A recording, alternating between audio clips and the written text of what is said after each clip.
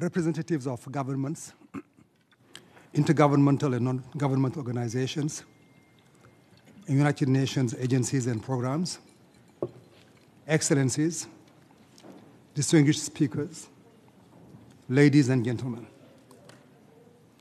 On behalf of the United Nations Committee on the Exercise of the Inalienable Rights of the Palestinian People, it is my privilege to welcome you today to this commemorative panel discussion entitled 1948-2024, the ongoing Palestinian Nakba, convened under the auspices of our committee.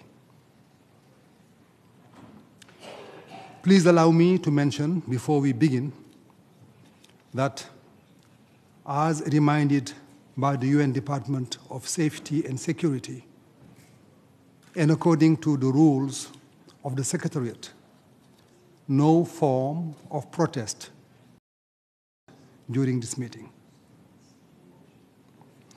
The committee established by the General Assembly in 1975 has an annual program of work to promote the inalienable rights of the Palestinian people to self-determination, independence, and to establish their own state in accordance with international law and UN resolutions.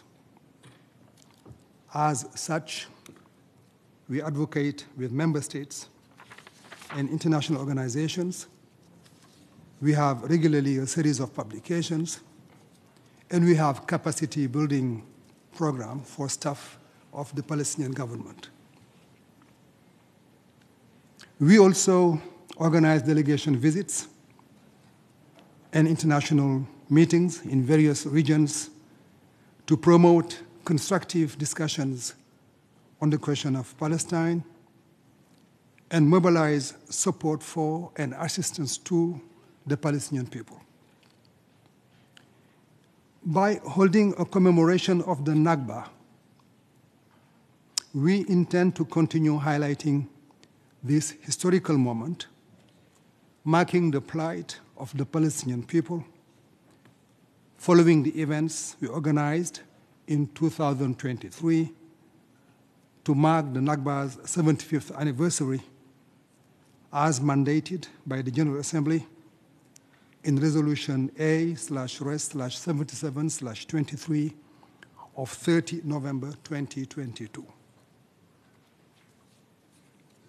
Today's event will consist of a short opening, followed by a panel discussion. I will now deliver remarks in my capacity as chair of the Committee for the Exercise of the Inalienable Rights of the Palestinian People. Excellencies, colleagues, dear guests, ladies and gentlemen, last year our committee hosted the first ever UN commemoration of the Nakba to observe its 75th anniversary. Today, we again commemorate the events of 1948 and subsequent years, which led to the dispossession and displacement of approximately 750,000 Palestinians from their ancestral lands. 1 year has passed, and after the atrocities committed by Hamas and other militant groups on the 7th of October, the Israeli response continues to be disproportionate and indiscriminate. Breaches of norms by one group do not excuse breaches of international law and norms by another.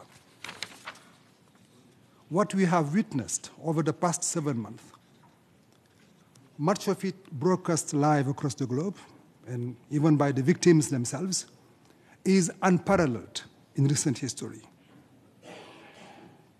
With Gaza being under constant attack and bombardment by Israeli forces, almost 40,000 Palestinians have been killed and almost 80,000 injured, the vast majority of whom women and children. That is 1 in every 25 Gazans killed. 1 in every 25 Gazans killed. 70% of all buildings have been destroyed. Schools and universities are in rubble. Hospitals are not functioning. And in parallel, while the war on Gaza rages, Israeli attacks by its security forces and armed illegal settlers protected by them, those attacks on Palestinians in the occupied West Bank and East Jerusalem have increased. Palestinian land and buildings are expropriated. Palestinians are beaten and killed with impunity. The number of Palestinian detainees, often held without charge for extended periods of time, is increasing. This is the situation today. The Nakba of 1948 and today's Nakba in Gaza are not two separate, distinct events. Today's Nakba is a repetition of the Nakba of 1948. And all this time, in between, we witnessed Israel's occupation and dispossession of Palestinian property, denial of rights, arbitrary arrests, including of children, brutal and disproportionate use of force, Judaization of East Jerusalem and its cultural symbols, eviction, and displacement of its inhabitants. The Nakba, thus, is an ongoing process which has affected the Palestinian people over generations.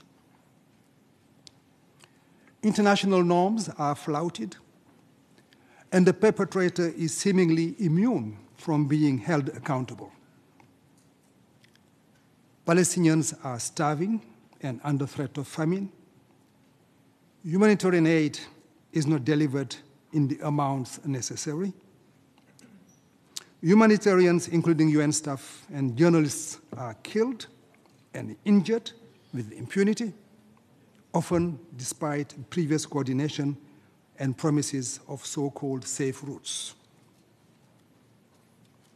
This is a dark time for international justice, for accountability under international law, for the rules-based international order that this organization was founded to uphold. Conflict is spreading in the Middle East. The Security Council appears paralyzed and member states divided. Excellencies, ladies and gentlemen, in this situation we ask ourselves, what can be done? The various actors and concerned parties, citizens of the states, civil society organizations and NGOs, governments and international organizations, all play their part working together. And we have seen throughout the world how civil societies, civil servants, academics, students clamor for an end to this conflict, the return of all hostages, the return of historical justice, freedom, and protection for the Palestinian people. Within the United Nations, our committee plays a key role. We continued advocacy here in New York, in the General Assembly and the Security Council, through events like the one we are holding today, through the committee advocacy via our website and social media, our publications, the development of capacities of the Palestinian government, our international conferences, the panels and delegation visits we organize. Just a few weeks ago, a committee delegation comprising of myself and Minister Mansour visited Trinidad and Tobago, Guyana, and also it included also the ambassador of Cuba. We visited Tobago, Guyana, Trinidad, and Tobago, Guyana in the headquarters of CARICOM, the Caribbean community. In the context of that visit, 4 countries have officially recognized the state of Palestine: Barbados and Jamaica in April, Trinidad and Tobago, and the Bahamas in May. Thus, by now, all CARICOM members and almost the whole Caribbean has done so. And we hope that this recent wave of support will carry toward the rest of the region and beyond. A key aspect of the efforts towards ending the war on Gaza, ending the occupation, ending the Palestinians' suffering is the work in our sphere, that of international law and relations, on ensuring that the rules we set for ourselves, the nations of the world, that those rules apply to everyone, that nobody is above the law, and that grave breaches of international law and norms must have consequences. In short, that the weak should be protected from the attacks of the strong.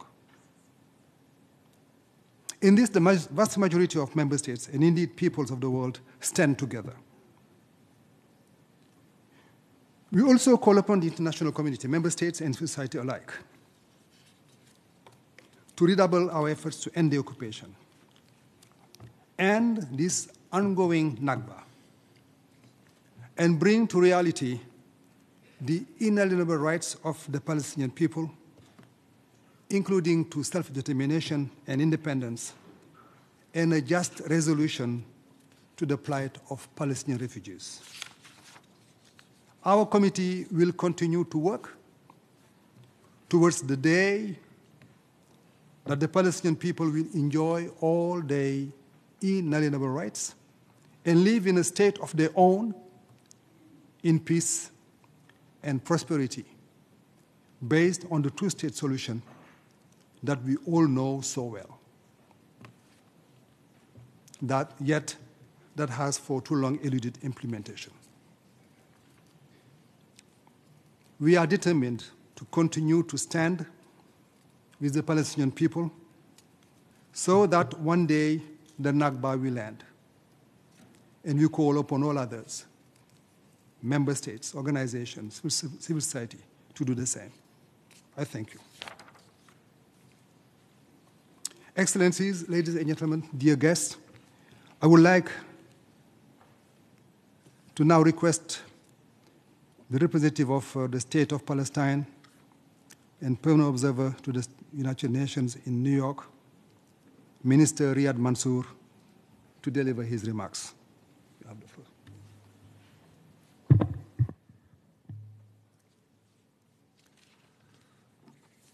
Mr. Chair, my dear brother Sheikh Niang, actually my twin brother Sheikh Niang, dear panelists, dear colleagues and friends. The Nakba encompasses both a personal tragedy for every Palestinian family and a collective ordeal, a historic injustice endured by an entire nation, a majority of which was uprooted overnight from its ancestral land, while the rest were treated as strangers in their own country. It is an enterprise of displacement and replacement of a people that continues to this very day. It took 75 years for the United Nations to recognize and commemorate the Nakba. But the Nakba is not a historical event. It is a terrible reality still endured by our people, as Israel has yet to abandon its plans to push us out of history and geography. And this commemoration today comes at a time where one of the most terrible chapters of this ongoing Nakba is underway. Our people in Gaza are besieged, bombed, and starved with one aim: their destruction or their removal. The Israeli government no longer hides its true intentions. The Palestinians have three options: displacement, subjugation, or death, ethnic cleansing, apartheid, or genocide. The denial of our existence as a people continues. The denial of our rights continues. The denial of our statehood continues. But at least Israel, unchecked and unhinged, has confessed to the Nakba it had denied so far. Its extremist leaders say it unequivocally. They want a second Nakba, thus confessing to the first. A second Nakba that allows them to get rid of the Palestinian people once and for all, finish the job started decades ago. But the Palestinian people are here to stay. Their resurrection after 1948 should convince anyone that our nation will never die. But that is not a reason to allow our people to be killed once more. There is now universal recognition of the Palestinian people, and soon it will be matched by universal recognition of our state. There is a global consensus on the imperative of ending Israeli occupation, fulfillment of our national and human rights, including to the independence of our state, and having two democratic states, Palestine and Israel, live side by side in peace and security on the 1967 borders. These should not be mere wishes expressed in resolutions and obliterated by Israel on the ground in full impunity. These should be commands, the violations of which should trigger the strongest response. It is time for accountability and justice, so freedom can prevail and peace can be achieved.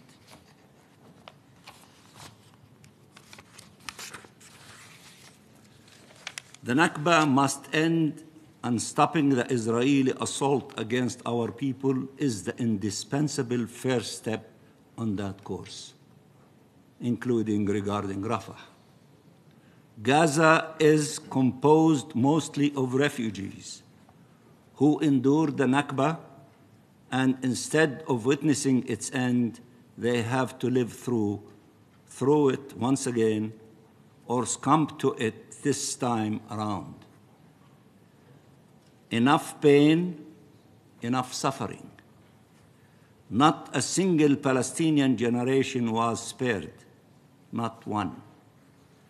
It is time to end the carnage, to end the occupation, and to end the exodus and save generations to come from death, servitude, and forced displacement.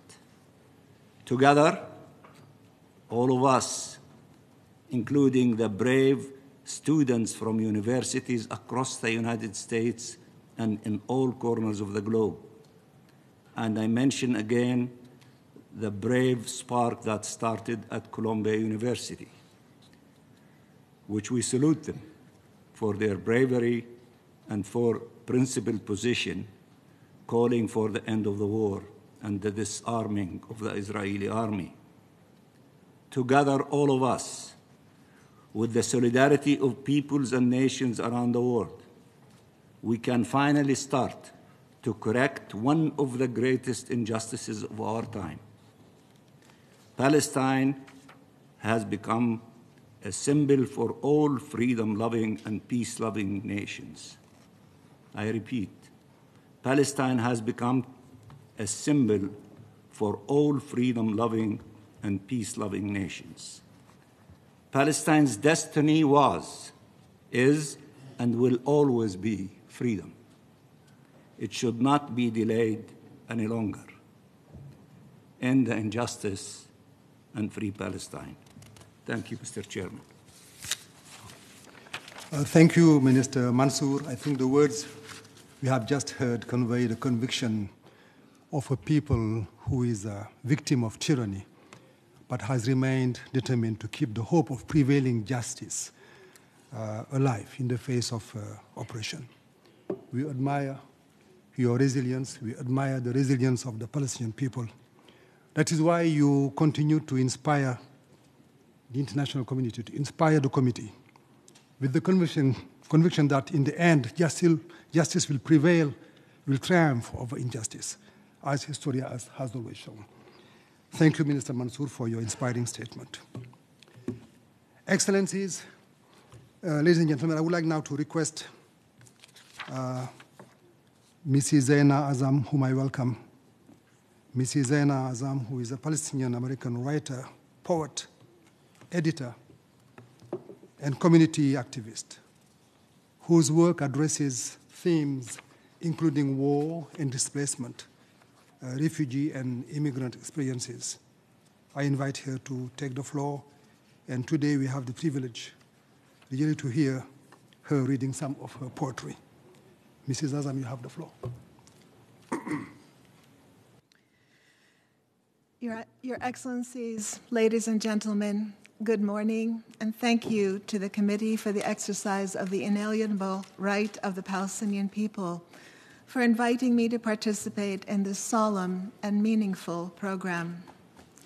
It's my honor to commemorate with poetry the 76th year of the Nakba, the Palestinians' forced displacement from their homeland. As I watch the ongoing genocide in Gaza, I have a greater understanding of the trauma my parents suffered as refugees from Palestine. Indeed, for Palestinians, the Nakba never ended. It has been 76 years of loss, injustice, ethnic cleansing, dehumanization, and attempts at erasure on all levels. I'm honored to pay tribute to all the Palestinian martyrs, the wounded, starving, imprisoned, and abused, whether living in occupied Palestine, refugee camps, tents, or in the diaspora. My parents were originally from Nazareth, and my mother grew up in Jaffa. After they married, they were living in Haifa in 1948. They and my oldest brother and my entire extended family were forced to flee during the war. My parents' names are Samih and Zeina Azzam. My poems and my activism for Palestine are all dedicated to their memory. The first poem I'd like to read today is about my father. I thought I'd mention that he worked for many years for UNRWA in the Beirut office when I was a child. This is a poem I wrote after he died. It's titled, "My Father is Now a Memory." My father is now a memory, dreamlike, clinging, fleeting, rooted. I will nurture it as he nurtured his plants, babies in a cradle, rocking gently. The roses in his garden mourn. He loved us, we loved him. The figs stand still, wishing for his tenderness. My father searched for Palestine in them, the memory of sweetness reawakened, nostalgia guiding him homeward. I can't remember him as a younger man anymore. He's an old man with clouds for hair, crevices in the earth of his face, waterfall nose, crescent moon smile. He would sing snippets of a song, recite a line of poetry. Sometimes it would make sense. Sometimes it was out of place. He might laugh heartily, amused by a memory. He tried to teach my children to lick a drop of coffee from his little finger, as he had done with me on his lap decades ago. He clung to memories, found solace in reliving, replicating. Maybe he could find a home for the old in the new. My father yearned for the homeland he saw again only once in 50 years. We should never have left, he would say, out of the blue, shaking his head. They shot your neighbor. It was wartime. The Deir Yassin massacre had just come to light. No matter. We should have stayed. Maybe he would have been killed too. Maybe I would never have been born. A fig tree cut down. A fig imagined. 15 roses he bought the day before he died, planted only 3. My mother gave the others away to friends one by one. They will yearn for him, be planted far from home, refugees in diaspora. He loved us. We loved him.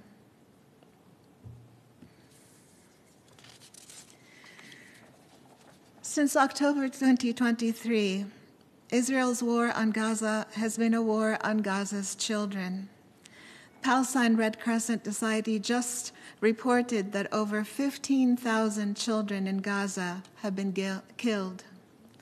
An entire generation has been annihilated or physically and mentally scarred forever. I wrote a poem at the end of October 2023 when I learned that some parents in Gaza were writing their children's names on their legs so they could be identified should the parents or the children be killed. I recently saw a video of a little boy in Gaza who was writing his own name on his leg, quote, "so I can be identified," unquote. He cried. It was truly heartbreaking. As a parent and as a grandparent, I am so heartbroken. The poem is titled "Write My Name," and it's in the voice of a child from Gaza. Write my name on my leg, Mama. Use the black permanent marker with the ink that doesn't bleed if it gets wet, the one that doesn't melt if it's exposed to heat. Write my name on my leg, Mama. Make the lines thick and clear, and add your special flourishes so I can take comfort in seeing my mama's handwriting when I go to sleep. Write my name on my leg, Mama, on the legs of my sisters and brothers. This way we will belong together. This way we will be known as your children. Write my name on my leg, Mama. And please write your name and Baba's name on your legs too, so we will be remembered as a family. Write my name on my leg, Mama. Don't add any numbers, like when I was born or the address of our home. I don't want the world to list me as a number. I have a name, and I'm not a number. Write my name on my leg, Mama. When the bomb hits our house, when the walls crush our skulls and bones, our legs will tell our story, how there was nowhere for us to run.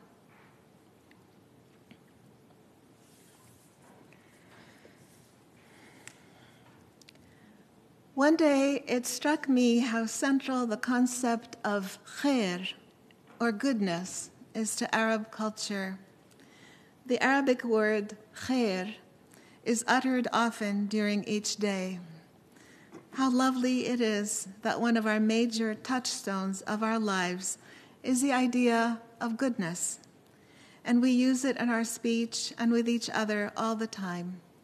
Here's a poem titled Khair.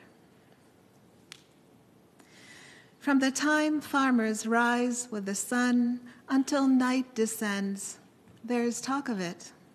Songs and Quranic verses about khair, morning of khair, evening of khair. There is no getting around goodness. Tusbahi ala khair, my mother would wish me as she kissed my forehead at bedtime, may you wake up to goodness. Later I learned to respond, وَإِنْتِ مِنْ أَهْلُ. May you be part of its family, the family of khair. Even watching TV, as we waited for bad news from Gaza, she would admonish, khair inshallah, goodness, God willing. No matter the misfortune, she was sure Allah would eventually bring khair to Palestine. Maybe it all started with her neighbors in Jaffa, the family whose name was Khair Allah, God's goodness. From kindness to comity, their ancestors packed so much in this name. It was a hedge against hardship, an incantation in their bones, Palestine's bones, where khair resides from morning till night, in a mother's kiss at bedtime, deep in a farmer's land. There, the roots of khair multiply in the earth, goodness bristling.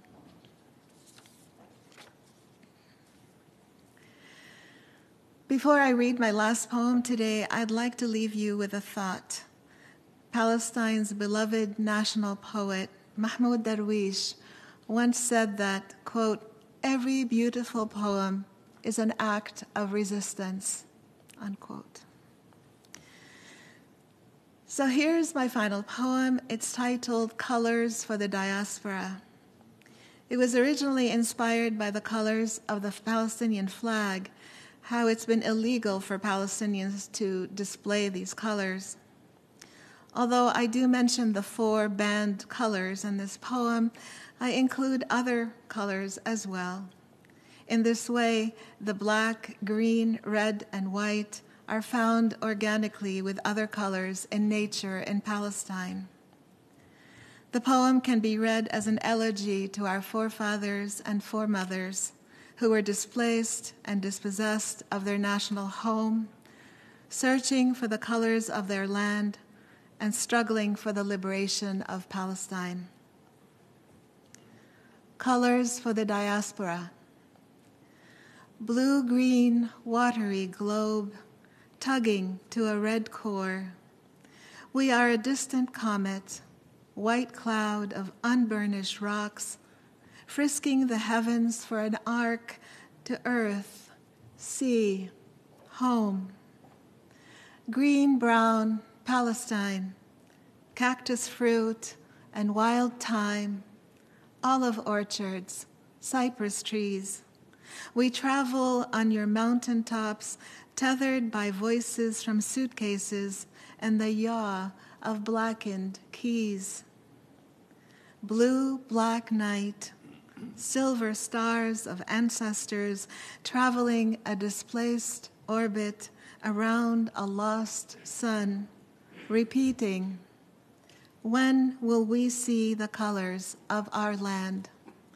When will we land? Thank you.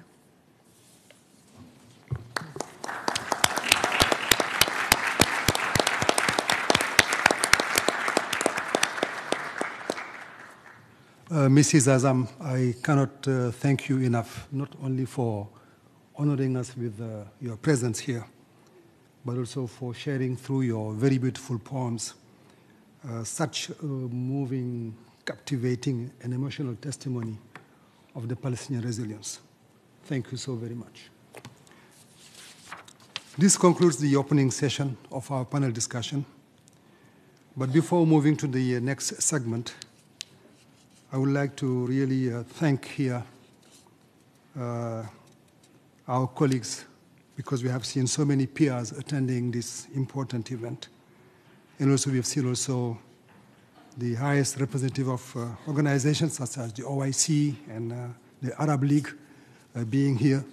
So to all of you, I would like to express the gratitude of the committee for your involvement and for your support. I will now go to the next segment by giving the floor to each of our panelists for short briefings on the respective topics and areas. After the interventions, I will open the floor for questions, starting with committee members and observers, and then to others. In the interest of time and to allow for rich discussion, I will invite those representatives of member and observer states and intergovernmental organizations who prepared statements to send these documents to the Division for Palestinian Rights of the United Nations Secretariat, and these statements will be posted on the committee website. Please be reminded that simultaneous interpretation is provided in 6 languages: Arabic, Chinese, English, French, Russian, and Spanish, to accommodate all interventions of our panelists as well as our diverse esteemed audience. This event is webcast live on the UN Web TV site on all languages. I also want to inform that to reduce the usage of paper, documents related to this panel discussions and the committee have been put in a virtual folder, and you can access it by scanning the QR code near the entrances into your smartphones. All participants are also encouraged to disseminate information about the panel discussion on their social media and use the hashtag #RightsForPalestine. Let's start with our first panelist, Mr. Ardi Imseis, whom I'm pleased to see again, who is an assistant professor and academic director at Queen's University, Ottawa. His main focus is on the intersection of power, politics, law, and justice, and the practical impact of those phenomena on international relations in general and on unprecedented peoples in particular. Mr. Imseis joined the Queen's Faculty of Law in 2018, following a 12-year career as a UN official in the Middle East, first with UNRWA and then with UNHCR. Mr. Imseis, you have the floor. Your Excellencies, ladies and gentlemen, I should like to begin by thanking the Committee on the Exercise of the Inalienable Rights of the Palestinian People for convening this event and also its Division for Palestinian Rights. It is a pleasure to be with you once again. It is exceedingly difficult to speak about the Nakba in a manner that sufficiently captures the enormity of the Palestinian predicament, a long festering wound upon the conscience of these United Nations. Ethnically cleansed, denationalized, dispossessed, occupied, racially discriminated against, and now the target of what the International Court of Justice has determined is a risk of irreparable harm to their right to be protected from genocide.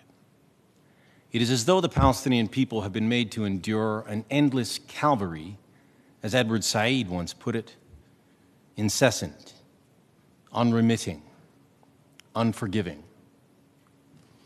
As we gather to mark 76 years of Nakba, under the long shadow of Gaza, the theme of continuity is ever present. What the Palestinian people has been enduring for 3/4 of a century, uniquely on full display in real time on social media feeds as we speak, is a singular experience of unmitigated disaster, of the sustained and concerted effort to do away with their collective and national existence in their native land. The Nakba continues because it is the logical culmination of Zionist settler colonialism in Palestine, which has yet to complete its task, with its insatiable desire to displace and replace Palestine's natives, as foretold and proclaimed openly by its founding fathers, institutions, and present-day adherents. As Patrick Wolf has noted, settler colonialism involves, quote, a logic of elimination. This logic strives for the dissolution of native societies while it erects new colonial societies in their place. In this sense, settler colonizers come to stay with invasion and colonizing constituting, in Wolf's words, a structure, not an event. Your Excellencies, the Nakba is a structure, not an event. This structure is in overdrive as we speak, with a pace and fervor never before seen. It is happening publicly, its authors openly admit its aims, and yet little to nothing is being done to stop it by those in a position to do so. It is being actively colluded in by a small number of Western states and political elites, led by the United States. It has cast doubt, serious doubt, over the continued viability of the post-World War II international legal order. These Western states have fashioned all manner of Orwellian justifications for their collusion with the Nakba in Gaza, whether nonsensical arguments about Israel's so-called right of self-defense, dismissed by the International Court of Justice 20 years ago, or Israel's purported purity of arms, belied by countless TikTok videos of sadistic IDF soldiers on the ground, or acquiescence in spurious Israeli allegations or claims that UNRWA, the life-giving, life-saving humanitarian arm of the United Nations in Gaza, was somehow involved in 7 October, now debunked by a high-level independent review panel, if any was ever needed. The vocious of these Western justifications is rooted in one simple truth that runs like a thread throughout: the consistent denial of the very humanity, agency, and political rights of the Palestinian people, a people for whom the United Nations has a permanent responsibility until their plight is resolved in accordance with international law. The UN's permanent responsibility for the question of Palestine is often spoken of in these hallowed halls, but what is not spoken of as often or at all are the reasons as to why this responsibility actually exists. And for that, it is essential to discuss the fateful decision made by the then Western-dominated United Nations General Assembly to recommend partition of Palestine against the will of the country's indigenous population, the majority population, through Resolution 181 of 29 November 1947. A review of the terms of the partition plan and the accompanying UN record, recounted in my recently published book on the United Nations and the question of Palestine, reveals that the plan was illegal under prevailing international law. This illegality helped lay the groundwork for the Nakba of 1948 and its painfully unjust results that have continued and indeed accelerated ever since remain with us. Your Excellencies, as many of you know, Resolution 181 provided for the partition of Palestine into an Arab state and a Jewish state in economic union, with the city of Jerusalem and its environs established as a corpus separatum. Both states were required to adopt democratic constitutions, establish government on the basis of universal suffrage, and guarantee to all persons equality before the law. Sounds good, doesn't it? But by any objective assessment, the terms of the partition plan revealed an absolute contempt for the principle of self-determination of peoples as applied to Palestine as a Class A mandated territory, rooted upon the idea, which you will all recognize, of majority democratic rule. Territorially, the plan allotted the Jewish state 57% of Palestine, including its most fertile land, despite the Jewish settler population comprising only 1/3 of the country and possessing only 5.6% of registered land ownership. Demographically, although the proposed Arab state would include a clear majority of approximately 725,000 Arabs to 10,000 Jews, the proposed Jewish state would contain a total population of 1,080,000, consisting of 509,000 Arabs to 499,000 Jews. And this meant that based on the United Nations record, minority rule would prevail in the purported Jewish state from the outset. This, despite the terms of Resolution 181 requiring that the proposed Jewish state be democratic, ensure universal suffrage, and guarantee equality before the law. The UN partition plan was a glaring anomaly under prevailing international law. As I outline in my book, only 2 courses of action were legally open to the Assembly at the time. First, immediate independence of the whole of Palestine, in line, oh shock and horror of it, with the wishes of the majority of its inhabitants. Or second, UN trusteeship. Put simply, if the new UN charter system was to prevail, partition could never be legal without the freely expressed consent of the governed. The UN record demonstrates that partition was not based on these international legal considerations. Rather, it was driven by hegemonic European states and their settler colonial affiliates for political reasons. The UN record shows that the declared goal of these states was to rectify Europe's centuries-old Jewish question in the wake of the Holocaust, and to do so at the expense of the innocent third-party Palestinians. As noted by the permanent representative of Yemen at the time, quote, "If Jews were persecuted in Europe, what have the people of Palestine to do with that?" End quote. The UN record demonstrates that partition was accompanied by a complete contempt for principles of self-determination and democratic governance as applied to Palestine as a Class A mandated territory. For instance, in its majority report recommending partition to the Assembly, the UN Special Committee on Palestine, UNSCOP, expressly noted, and I quote, "With regard to the principle of self-determination, although international recognition was extended to this principle at the end of the First World War, and it was adhered to with regard to the other Arab territories at the time of the creation of the A mandates, it was not applied to Palestine, obviously because of the intention to make possible the creation of the Jewish national home there. Actually, it may well be said that the Jewish national home and the sui generis mandate for Palestine run counter to that principle," end quote, run counter to the principle of self-determination. Astoundingly, none of this gave the UNSCOP majority reason for pause.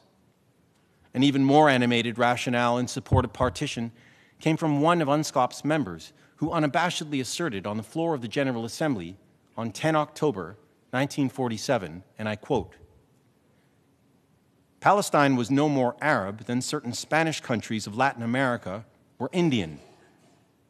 The Jews had made a pleasant and healthy country out of a land in which a sparse and rachitic population had merely vegetated.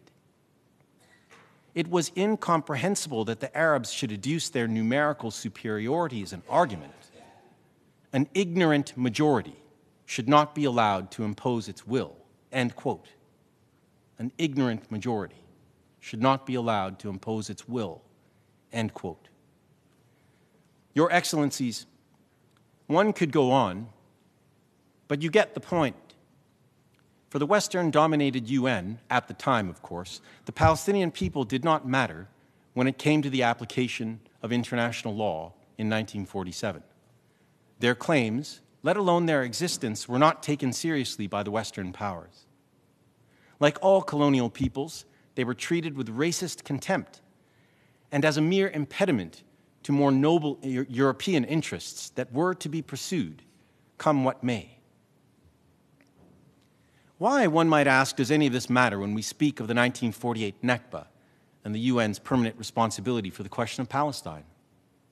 Well, the UN record shows that UNSCOP and the Western-dominated General Assembly suffered from a cognitive dissonance as to the inevitability of violence befalling Palestine and its people following the passage of the partition plan. We now know from the UN record that the 1948 Nakba consisted of innumerable acts of widespread, premeditated, and systematic violence aimed at expelling or encouraging the mass flight of the indigenous Palestinian population from the country. These acts included the wholesale and indiscriminate bombardment, siege, and expulsion of the Palestinian population from cities, towns, and villages. At least 31 confirmed massacres of Palestinian civilians, including use of mass graves as means of concealment. rape, and other forms of sexual and gender-based violence. Psychological terror campaigns broadcasting horrors to befall the population if it did not flee. Biological warfare, and a host of scorched earth tactics, including the deliberate destruction of between 392 and 418 Palestinian villages, whence at least half the refugees were expelled. And as the ethnic cleansing was unfolding, and well before the last armistice agreement was signed in 1949, the new state of Israel consolidated its conquest, seizing, looting, and settling Palestine refugee and state property. On the eve of the Zionist offensives in April 1948, David Ben-Gurion, who would become Israel's first prime minister, said, quote, "We shall enter the empty villages and settle in them. In peacetime, we would not have been able to do this," end quote. Accordingly, about 135 new Jewish settlements were established during the 1948 war, most of which on Arab-owned land, including dozens on territory earmarked by the UN partition plan for the Palestinian Arab state. Tens of thousands of new Jewish settlers were moved in by Israel into Palestinian refugee houses that remained intact. They and their descendants remain in that property to this day. It is therefore not without reason that when Israeli leaders now call for the resettlement of the Gaza Strip in the heat of battle, the people of Palestine shudder in fear of what is to come. Your Excellencies, Palestine's initial ethnic cleansing in the 1948 Nakba was consolidated by an Israeli cabinet decision of 16 June of that year to bar return of the Palestinian refugees to their property and their homes. And this was followed by various administrative acts, including the blocking of Palestinian refugee bank accounts and the passage of legislation in Israel aimed at giving the imprimatur of legality to it all. Israel's ethnic cleansing of the Palestinian refugees, its wholesale dispossession and usurpation of their property, its mass denationalization of that population, and its denial of the right of those refugees to return and restitution constitute gross and systematic violations of relevant international law, which continue to the present day. For almost 8 decades, they have been compounded by myriad actions of Israel, administrative, legislative, judicial, and now military, all of which have been animated by what Israeli human rights organization B'Tselem has declared is a regime of Jewish supremacy, their words, not mine, between the river and the sea. An apartheid regime, friends. Literally no facet of Palestinian life has been left untouched. Which brings us to the Nakba of today. Even before 7 October, Gaza had been shorn by Israel of anything remotely capable of sustaining a dignified life for one person, let alone 2.3 million. 56 years of illegal Israeli military occupation, compounded by 16 years of Israeli blockade, multiple Israeli military assaults resulting in tens of thousands of casualties, including the killing and maiming of thousands of children. A multi-decade process of de-development and de-industrialization, resulting in a 45% unemployment rate and a 60% poverty rate, with 80% of the population dependent on some form of international assistance. 97% of drinking water unfit for human consumption, and a healthcare system on its last legs for having been suffocated by the blockade. All of that before 7 October. All this to say, and as noted by the Secretary General on 25 October, the events of 7 October did not happen in a vacuum. Since that fateful day, Israel has deployed a level of violence not seen anywhere this century. Total war has descended upon Gaza. According to the United Nations, approximately 35,000 Palestinians have been killed so far, 2/3 of whom women and children, and another 78,000 are injured, many for life. A further 1.7 million, that's almost 80% of the population of the Gaza Strip, have been forcibly displaced with indiscriminate bombardment, yet again, scorched earth tactics and starvation as a tool of war deployed against them. Humanitarian aid is in frighteningly short supply as objects indispensable for the survival of the civilian population continue to be arbitrarily withheld by the occupying power. Life-saving medicines, anesthetics, food, fuel, water, electricity. According to the International Court of Justice, famine is setting in Gaza, and as mentioned, there is a risk of irreparable harm to Palestinian rights to be protected from genocide. Gaza, a place I once called home,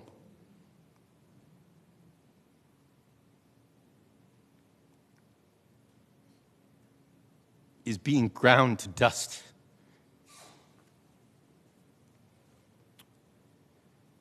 No place is safe, no home, no hovel, no refugee camp, no hospital, no school, no UN shelter, not in the north, not in the middle, not in the south, nowhere.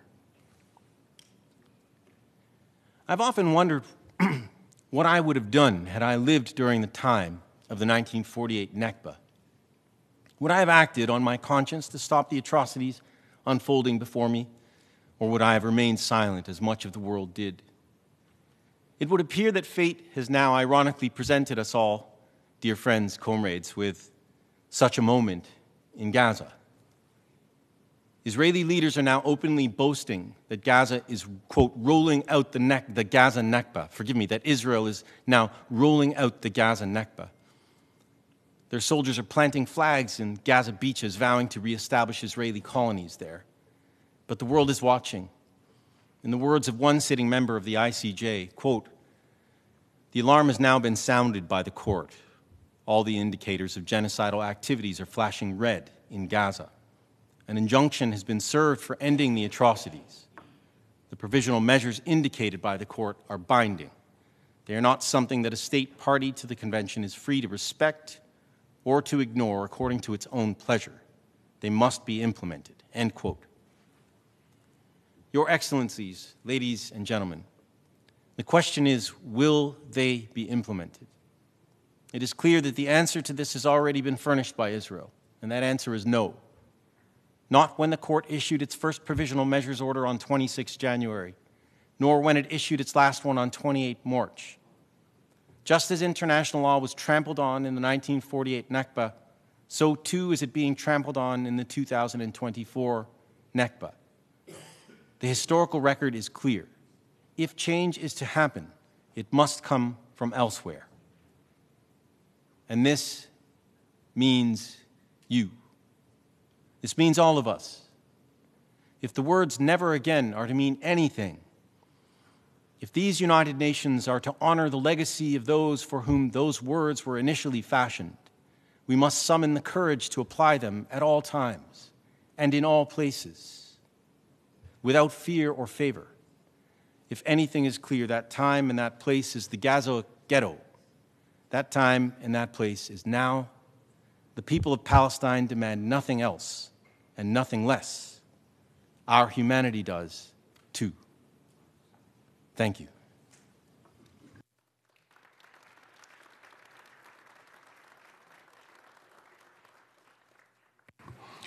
Mr. Imseis, I would like to thank you for your strong and very pertinent intervention, and yet moving intervention, and for your very important reminder of the responsibility of the international community and of the UN on the question of Palestine.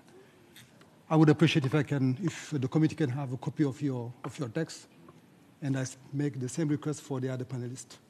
Please provide those texts to the committee. The floor is now going to be given to our second briefer, Mrs. Karameh Kuemmerle, Assistant Professor at Harvard Medical School, Cambridge, a clinical pediatric neurologist who specializes in traumatic brain injury and epilepsy. She is the co-founder of Doctors Against Genocide, an organization driven by global concern over injustices, wars, racism, war crimes, and crimes against humanity, with a focus on Palestine. Mrs. Kuemmerle, the floor is yours. Thank you very much. Ladies and gentlemen, distinguished delegates, members of the United Nations, fellow advocates for justice and peace. Thank you so much for having me here. The Nakba is a word that lived with us Palestinians since we were born. It is the catastrophe of the Palestinian people. It was not a natural catastrophe, and it's not a merely historic event. It is a word that does not do justice to the ongoing complete denial of human rights and self-determination for us Palestinians. It is the genocide that was allowed to fester like a disease without prevention or treatment. Nakba at times was given the description of ethnic cleansing, which we all know is a euphemism for genocide. This genocide was a culmination of settler colonial legacy in our homeland. It is a disease that had many symptoms and continues to. Mass killing, mass expulsion, forced eviction, unlawful settlements, land confiscations, pogroms, executions, detentions, restrictions of movements, checkpoints, relentless assaults on civilian population, especially in Gaza. It is no accident that Gaza is the single largest Palestinian city in the world, and it is the city that has been attacked most brutally and most regularly. And now the goal of the perpetrators is to send it to dystopic oblivion.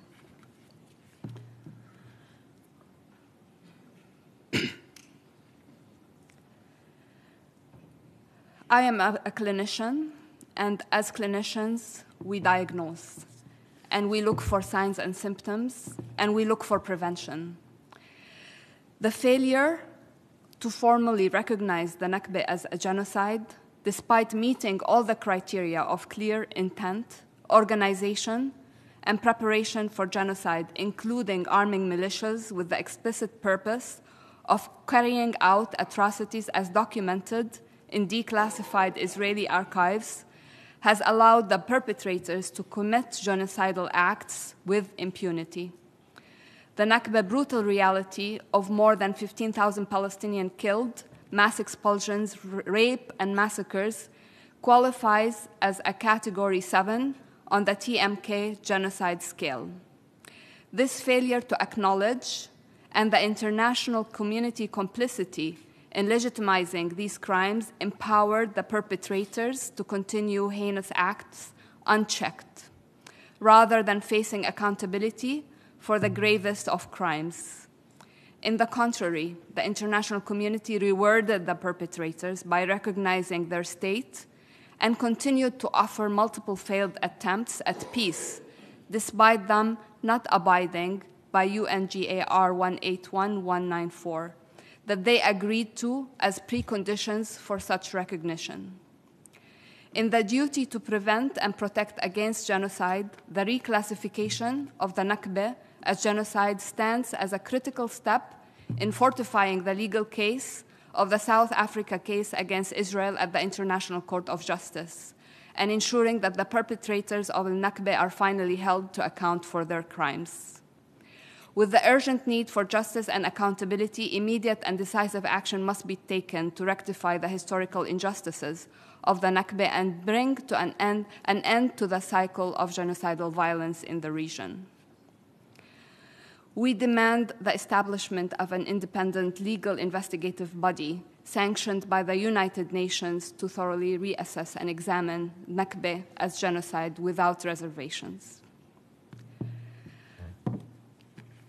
I am one of many Palestinians before me who stood here in different spaces at the United Nations demanding our inalienable rights.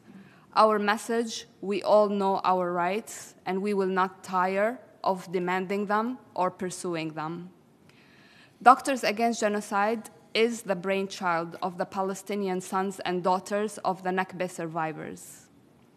Those born after the Nakba are committed to justice and peace for all. As a pediatrician and as a geriatric doctor, Dr. Jbour and myself became deeply aware of the potential for perpetual genocide against our people. We participated in a peace group in 2021 with Palestinians, Israelis, and internationals aiming for a peaceful resolution in Palestine. The discussions revealed a stark denial of Palestinian rights as a condition for peace from the Israeli side. Proposals like a two-state solution faced opposition, with Israeli concerns about security and their view of any and all Palestinians as security threats or demographic threats. They demanded re-education of the Palestinians and constant reassurance of permanent security from us, while our people are the ones violated, violently abused, and marginalized. Our severe lack of security was a non-issue. Some stated that the illegal settlements were needed for their Israeli security. In our efforts to raise awareness about genocide risks in the West Bank, we planned a workshop on genocide prevention for October 2023. The importance of our work was minimized, and the workshop was barely mentioned during a dinner at a conference, which was later canceled due to resistance to including Palestinian perspective. Naming our organization Doctors Against Genocide faced skepticism, especially given our Palestinian identity. Critics doubted the success of the organization, but we persisted, driven by the need to educate and unify the medical community against human rights abuses. Doctors Against Genocide, due to the persistence of its founders, was ultimately launched successfully, receiving strong support from medical professionals globally, and adopting never again for everyone as our guiding principle, and advocating for universal values across all communities. We are now using our skills as medical community in accordance with our moral obligation. We are guided by the principle of our vocation in holding life and health sacred for all humans, regardless of origin, ethnicity, race, gender, religion, politics, or sexual orientation. Our mission goes beyond the mere treatment of physical wounds as a medical community. It involves addressing deep systematic injustices that prevent healing and prevent peace. We advocate for cessation of hostilities. We advocate for lifting of blockades that suffocate Gaza, the establishment of a fair and just peace that acknowledges the rights and dignities of all Palestinians. We know health is determined by factors that transcend a drug or a vaccine. Health is rooted in justice, equity, access, food and water security, education, and general well-being. In Palestine, there is everything but and any and all of the above. As proud Palestinians, we leverage our collective power to define our own narrative, describe our own pain, and heal our own wounds. No nation, no people, no community should ever endure what we have faced before Nakba until now. It is our life mission to ensure that history will not judge us for our failures, but commends us for our resolve in correcting them. We see the repercussions of our inactions in the eyes of every wounded child with no surviving family in Gaza. We know that prevention is far superior to treatment. These principles should not only apply to medicine, but should apply to human rights violations. While there is no universally accepted medical definition of genocide, let us consider it as a systematic and intentional campaign of violence, destruction, and stark injustice. It involves the deliberate infliction of harm that leads to severe, widespread suffering and long-term health consequences, least of which is death.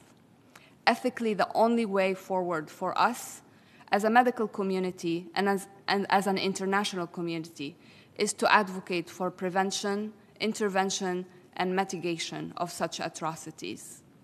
Stopping the genocide in Gaza requires more than acknowledgement. It needs immediate and effective action. The strategies are clear. We have to recognize and prevent. We have to apply pressure coupled with legal accountability for the perpetrators. We have to consider deployment of peacekeeping forces when necessary, as all else has failed in Gaza. Comprehensive support for survivors to foster healing and resilience is a must. In the medical community, we are ready to support all these efforts. We raise awareness, we provide direct medical aid, we advocate for policy changes, we support organizations striving for justice. Some of our own are now trapped in Rafah, treating patients while sleeping on the floors and unable to return to their duties and obligations in their home countries. But their commitment is only strengthened by the suffering of the children in Gaza. We need a safe passage for them to leave and for the next teams to take their place. Let's ensure that our legacy as doctors, Palestinians, and a global community is defined not by the atrocities we failed to stop, but by the lives we chose to save and the peace we helped to forge. Above all, we are inspired by our colleagues in Gaza. In the words of Dr. Hammam El-Loh, do you think I went to medical school for 14 years to think about my life and not about my patients? And if I go, who treats my patients? We are not animals. We have the right to receive proper health care. So we can't just leave. He said that in response to a question about him evacuating the hospital that he was in to a safer area. He was killed a few weeks after he said these words in an interview. If I die, you must live, said Rafat al-Aruri, who was also killed by Israeli bombardment. We need an immediate ceasefire to save the rest of Gaza, and we need to free Palestine. Thank you very much.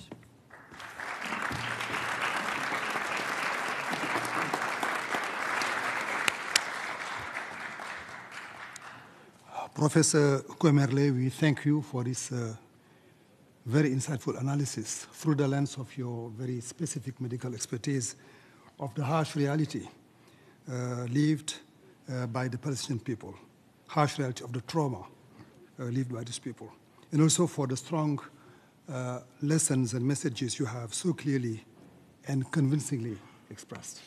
Thank you. We are now going to listen to Mrs. Phyllis Bennis. Mrs. Bennis is a fellow at the Institute for Policy Studies in Washington, D.C., and there she directs the New Internationalism Project, and she's also the international advisor to the Jewish Voice for Peace. A writer, a political commentator, and a leading advocate for Palestinian rights, she focuses mainly on issues related to the Middle East and the United Nations. Mrs. Bennis, I have the pleasure to give you the floor. Thank you, Mr. Chairman, and thank you all for participating in this. I'd like to thank particularly the Committee on the Exercise of the Inalienable Rights of the Palestinian People and the Division for Palestinian Rights for organizing this very important commemoration of the Nakba. Even commemoration is perhaps not the right word because it implies something of the past, not something that continues. You know, we are meeting today at a very strange moment of history, and we are commemorating, if you will, a very contradictory reality. 1948 saw the birth of the Universal Declaration of Human Rights and the birth of the Convention Against Genocide. It could have set the stage for an era of human rights in the post-World War II era.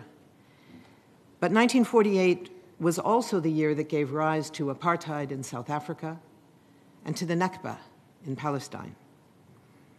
And instead of an era of human rights, we saw a continuation of the era of settler colonialism, knowing that settler colonialism, even though it was under attack, it was being ended in so much of the world through brave struggles across Africa, the Middle East, Asia, Latin America.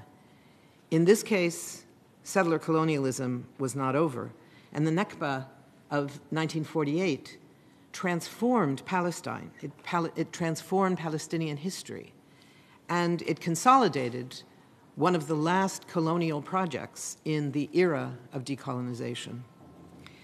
Both South African apartheid and the Nakba in Palestine were enabled by Western colonial and imperial interests. South Africa and Namibia are now free, playing an extraordinary role in the world. And now the United States, unlike the earliest stages of the Nakba, but now for sure, the US is the main enabler of the current version of the Nakba, which is underway, particularly what we see in the genocide in Gaza, which is funded and armed by the United States, arming genocide through its provision of military aid, transfer of weapons, and the provision of absolute impunity to the Israeli state for its violations of international law, international humanitarian law, and the human rights of the population. We have already seen in this escalation of the Nakba, we have seen 3 times as many people killed in Gaza, in a very small piece of historic Palestine, than were killed during the original Nakba in 1948. 36,000 people known to be killed, tens of thousands, probably more, buried under the rubble. 15,000 were killed in the period of the Nakba in 1948. 500 villages were destroyed in the Nakba in 1948. In Gaza, we have already seen the destruction of 6 major cities, 8 major refugee camps, and virtually the entire infrastructure of the Gaza Strip, all destroyed. The expulsion and dispossession of 750,000 Palestinians in 1948 in the Nakba has now led to the expulsion and dispossession, in many cases more than once, of 1.3 to 1.5 million of Gaza's 2.3 million people already. And that is underway over and over again on a daily basis. What we see shared in the period from 1948 until 2023 and now 2024 is that none of this was accidental. None of this was simply the unfortunate result of a military battle, because we see the deliberate nature of these attacks. We see the plan, because it's the same plan.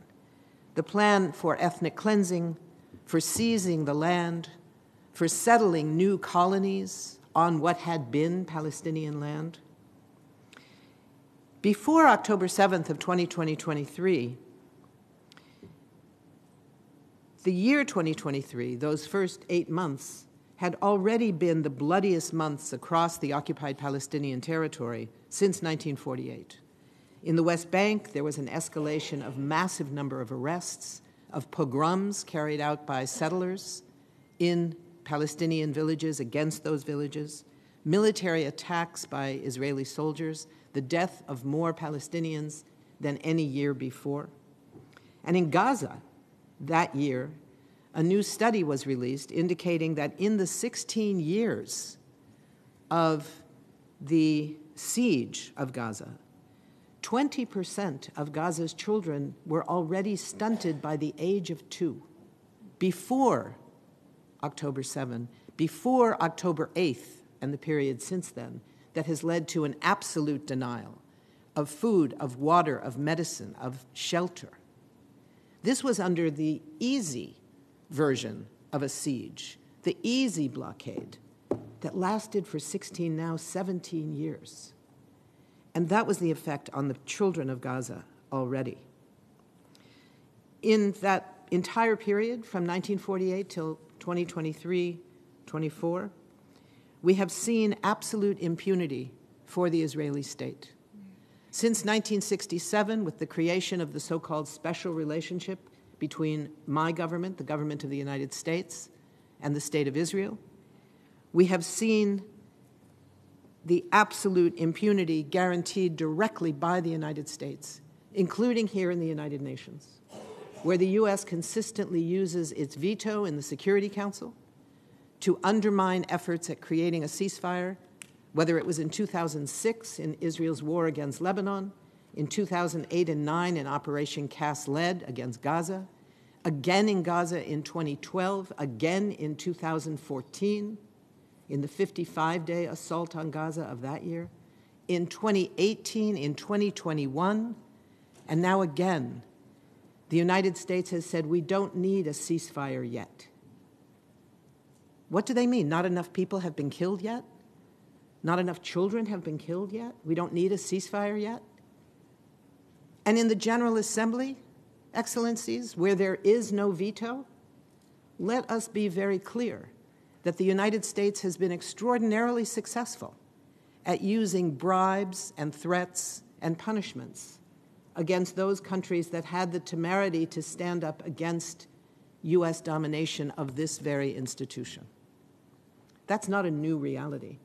That's something that goes back to the origins of the United Nations, I'm sorry to say. There's not time today to go through that history, but it is a long-standing reality.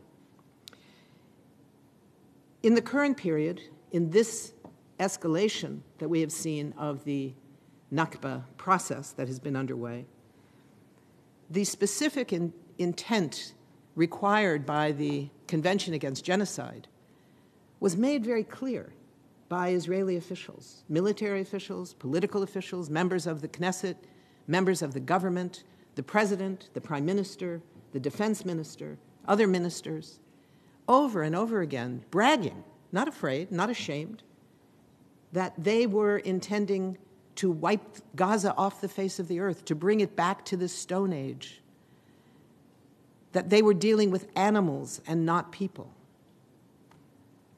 They weren't worried about these statements because they knew they had the protection of the United States, that they would never be held accountable. They would not be held accountable in the International Criminal Court. They would not be held accountable by the Security Council. They would not be held accountable by the United Nations itself. And they would not be held accountable in the International Court of Justice. It took the initiative of South Africa, now the Rainbow Nation, the post-apartheid nation, taking that initiative to say to the world that the institutions largely created in the interest of the colonial countries in the post-World War II moment could now themselves be claimed by the once colonized countries. It was a huge victory, even before their ruling, their almost unanimous ruling, that the actions of Israel are possibly genocidal.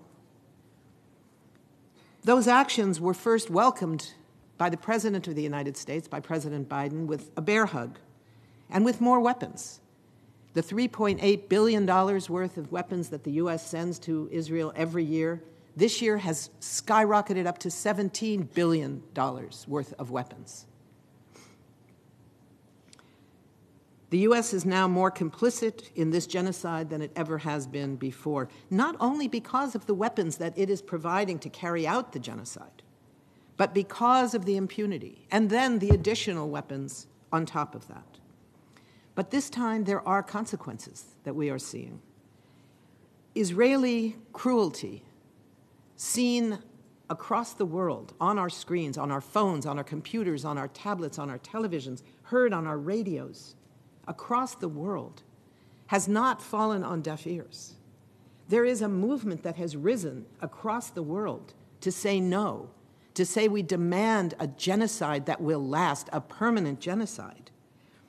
And in that context, across the United States, public opinion has dramatically shifted in a way I never thought I would experience. I've worked on this issue, well, let's just say for a longer time than I care to admit. And I thought I would never see a position in which a U.S. elected official would be threatened with losing their next election because they were seen as being too supportive of Israel. That might happen to President Biden. That's not my choice. That's not something I applaud, because it's resulting from the U.S. complicity in the death of thousands of Palestinians, thousands of children. But what we are seeing is this incredible shift in public opinion, so that 80% of President Biden's own party want an immediate ceasefire, right? We're not surprised to see that this movement that is not new. There has been a movement for Palestinian rights in the United States for decades. If we look back 20, 25 years, that movement has made incredible progress at changing public opinion, at changing media coverage. But it's not anywhere near where it needed to be to actually result in policy shifts. Shifting the public opinion, shifting the media coverage is only step one.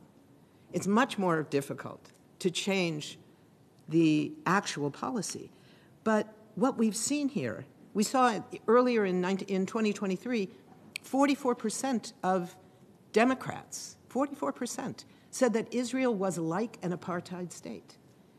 2 years before that, in 2021, in a poll of American Jewish voters, 25% of Jewish voters in this country said Israel is an apartheid state, and 38% of young Jews, not my generation, the young Jews, said that Israel is an apartheid state.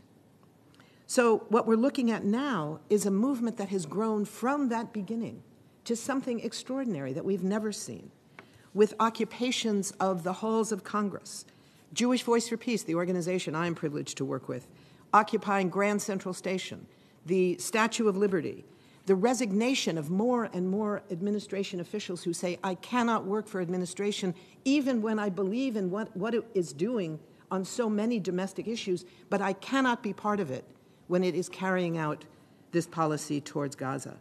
Rabbis for ceasefire came here to the United Nations. They prayed in the Security Council chambers. They met with the SG on the 38th floor to say, we are here to support the United Nations efforts at creating a ceasefire, and we're here to tell you that we do not stand with our government's refusal to allow the United Nations to do its job. That kind of work has never been seen before. The vote of uncommitted across this country, which is now enough to send delegates to the Democratic Party convention this summer to say, we are going to vote against the support for genocide. We don't know what we're going to do, but we are saying we cannot now vote for someone we see as supporting genocide. This has never happened before. And then on the campuses across this country, 175 campuses at the last count, it's probably more because it's rising day by day, where the tents are going up. You know, the tents were first a symbol of the genocide, the Nakba of 1948. And now the tents have become the symbol of the resistance of students around the world, not only in the United States, across Canada, in Germany, in South Africa, across the world. Students are building encampments on their campuses to be part of a global opposition, to say we need a ceasefire now. And it's not only young Jews, obviously. This is the justice generation. This is the generation in my country that came of age politically in the summer of 2020 with the protests against the police killing of George Floyd, and came to see Palestinian rights as an issue of being against racism, seeing the colonization of Palestinian land as a racist occupation. And that justice generation has been pretty active lately. And they are changing the political character of what political leaders across this country have to take into account. We have been hearing from the administration a new kind of rhetoric. They are hearing these demands. There's no question. They are hearing it. They are changing their rhetoric. At the beginning, it was only about, all we would hear is Israel has the right to self-defense. Israel has the right to protect itself, as if that included the right to impose genocide on an entire population. But now we're hearing that President Biden was brokenhearted when he heard about the World Central Kitchen humanitarian workers being killed, 7 of them.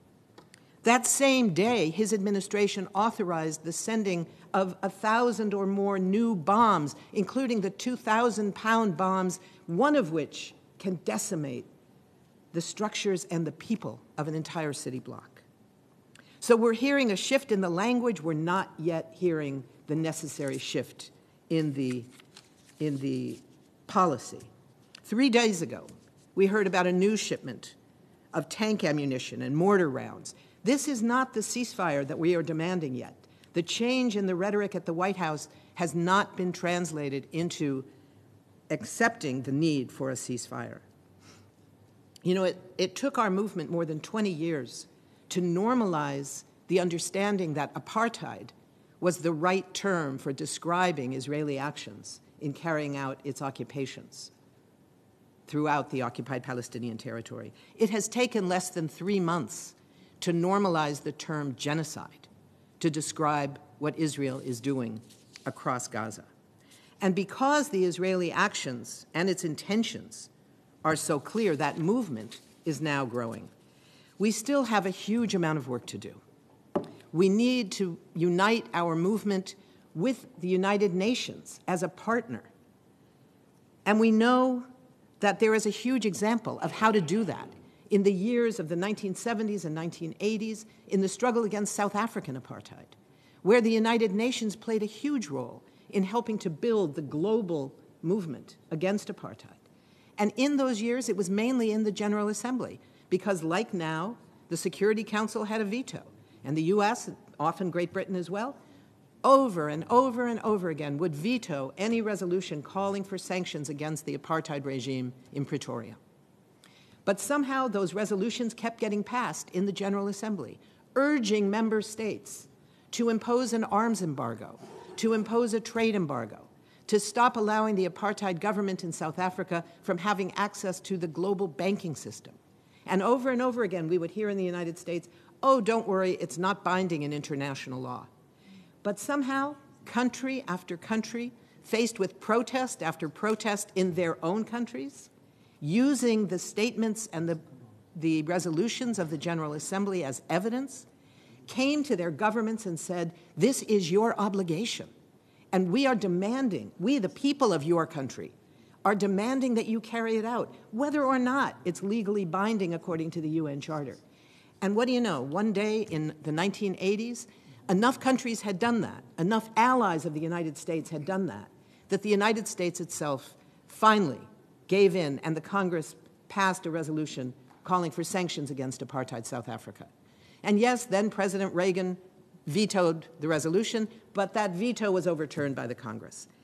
That's what we need to do. South Africa showed us the way with its recent initiative in the International Court of Justice, challenging the U.S. guarantee of impunity for Israel.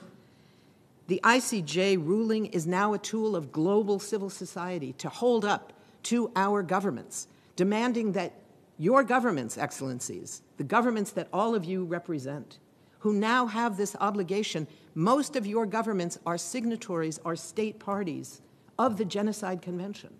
And unlike most conventions, the Genocide Convention puts obligations on every state party, not only on the country being accused of violating the terms, but on every country that is a state's party to the Genocide Convention. There is the obligation to work to prevent genocide, and if a genocide occurs, to do everything in your power to stop it. You have the model in the resolutions that were passed and how they were implemented during the years of struggle against South African apartheid. It's your opportunity to be on the right side of history. The committee can take the lead with Palestinian and global civil society, to bring the UN as a whole back to doing what the Charter says it was created to do, to stop the scourge of war. And doesn't that have to also mean to stop the scourge of genocide, even when that genocide is being enabled by the most powerful member state of this organization? We have a lot of work to do. We start with the demand for an immediate and lasting ceasefire, and we move on from there. We have a lot of work to do. Thank you.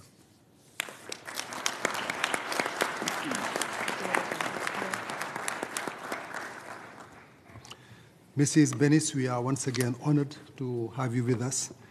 I would like to seize this opportunity to really thank you for your principled stances on the question of Palestine. We appreciate the perspective and the very passionate views you have shared on the question of Palestine as perceived by large sections here in the US, by the administration and by society at large. And I paid attention to what you said about the justice generation. And we thank you for your encouragements, also for your recommendations. And I'm sure what you have said has not fallen in deaf ear. So thank you so very much for also being a very constructive and long-standing partner of the committee. We have listened to all our distinguished panelists, whom I thank for their pertinent statements. I would like to request those who are going to take the floor, if they have a written statement, to send it to the e-statement. Yeah, to send the e-statement to the DGACM. I think you know how to proceed with that. You are used to it. So I'm going to open the floor to those member states who want to take the floor. And for the time being on my list, for member states, I have Malaysia, Sri Lanka, Morocco, Jordan, Libya, and then I have an NGO called IDLO, but I will start with Malaysia. Malaysia, you have the floor.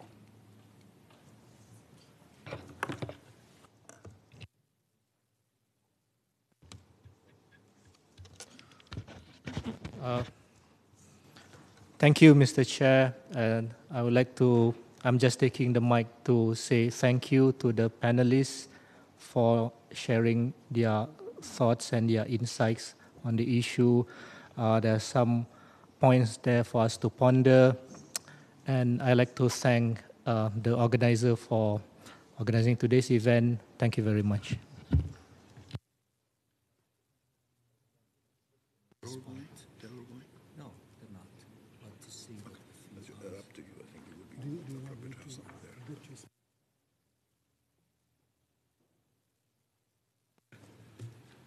Malaysia, please.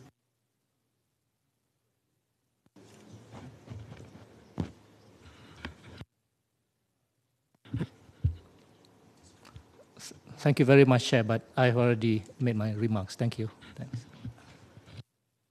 Sorry for not paying attention. I will get the gist of what you have said with my secretariat. I was conferring with Minister Mansour. Minister Mansour was supposed to make concluding remarks, but he has now an engagement. And I would like to give him the floor so far to comment on what he has just heard, and then we'll be able to proceed. And after, I give the floor to Sri Lanka. Minister Mansour, do you want to say something? Thank you, Mr. Chairman. I just want to say again, how grateful we are for organizing this event, to the committee, to you, Mr. Chairman, to the division, and to all, to our distinguished panelists who gave us very inspiring statements and assessments about the global picture, which is creating a new condition that did not exist in the history of the Palestine question in the United States, for example, and at the global level, which, again, it complements the steadfastness and the struggle of the Palestinian people and the massive support in the United Nations that should create the conditions for putting us on the fast track on the attainment of the inalienable rights of the Palestinian people in the occupation, self-determination, statehood, and the right of the refugees. As you remember, last year, it was different conditions somehow. We succeeded in having a resolution in the General Assembly commemorating the Nakba, which is acknowledgement, finally, after 75 years, of the fact that there is a Nakba that has been inflicted upon the Palestinian people, and the United Nations is recognizing it. And we had special events last year.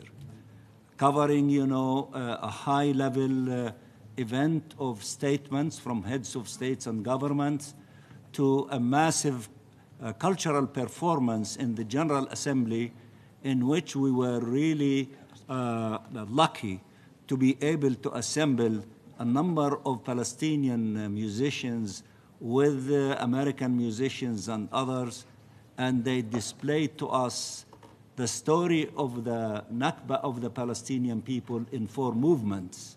One, our life before the Nakba, then the life during the Nakba, then the aftermath of the horror of the Nakba, what it did, and then the final movement of the resiliency of the Palestinian people and their determination to continue the struggle for the attainment of their inalienable rights.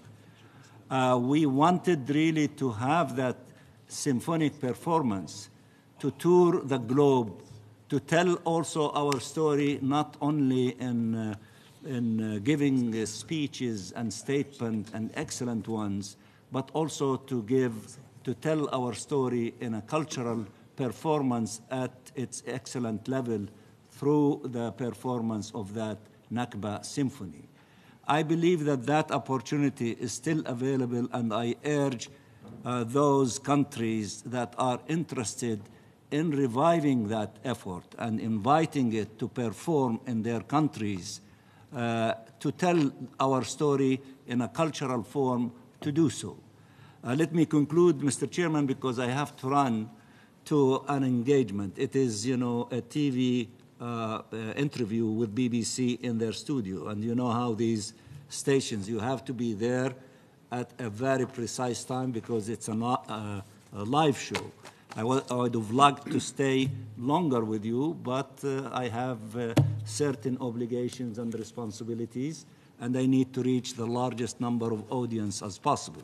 We are grateful for all those who are watching us, including in Palestine and in all corners of the globe. I am delighted that many of my colleagues, ambassadors and diplomats, attended this event, of course, influenced by the tragedy of what is really happening to us in the Gaza Strip in particular, but also with the promises and the inspiration and admiration of the heroism of the Palestinian people and their supporters everywhere.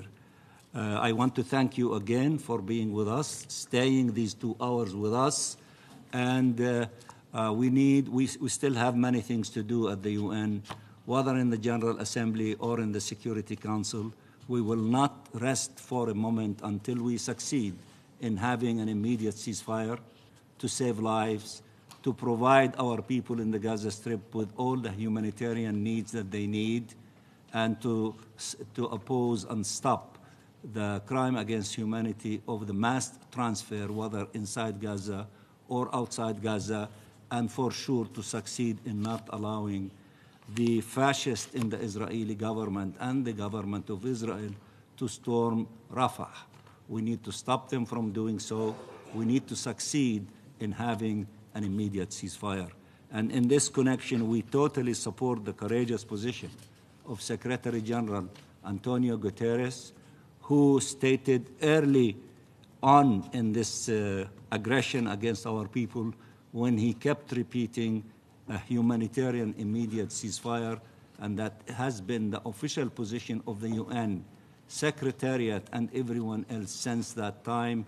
We need collectively to succeed in stopping this aggression against our people in the Gaza Strip and to succeed in having a ceasefire. Mr. Chairman, my twin brother, I want to thank you again, and all of my colleagues and all those who are watching us, to live with us these painful moments, but also to be inspired by the resiliency of the Palestinian people to continue the struggle. And as they say in Spanish, la lucha es continuas, as you know, my colleague from Cuba and Nicaragua tell me all the time. Thank you very much. And by the way, there are 2 vice chairs of the committee. Thank you, Mr. Chairman. Thank you. Thank you, Minister Mansour, for your intervention. I must precise here that the countries are indicated as being part of the list of speakers that list was created by a glitch, so that list is not valid. So I have an updated list, and my list is composed of Pakistan, Turkey, Indonesia, China, and then the League of Arab States. So we'll start with Pakistan.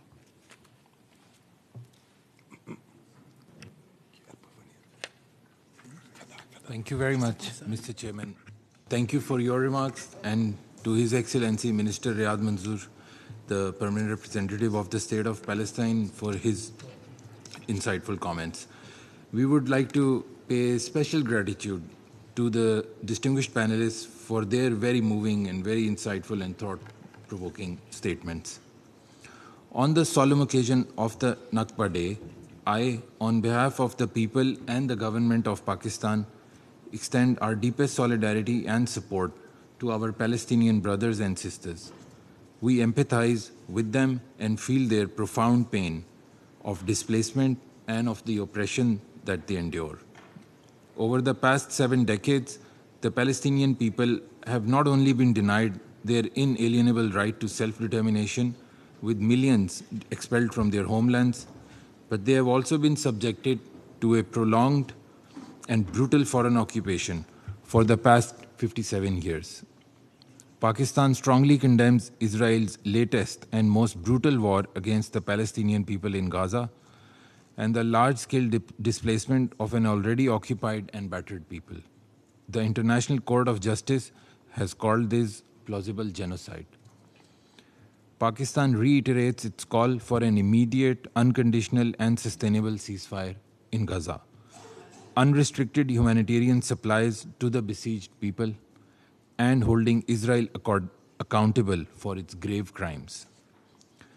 We reaffirm our solidarity with the brave people of Palestine and call for the establishment of a viable, independent, and contiguous state of Palestine on the basis of internationally agreed parameters of the pre-1967 borders, with Al-Quds al-Sharif as its capital.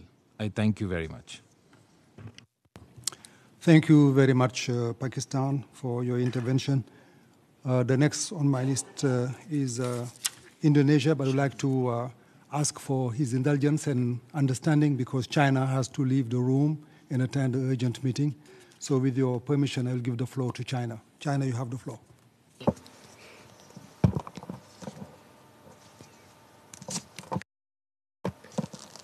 President, I thank the Committee on the Exercise of the Inalienable Rights of the Palestinian People for organizing today's commemoration, and thank the scholars for sharing their insight and their moving statement.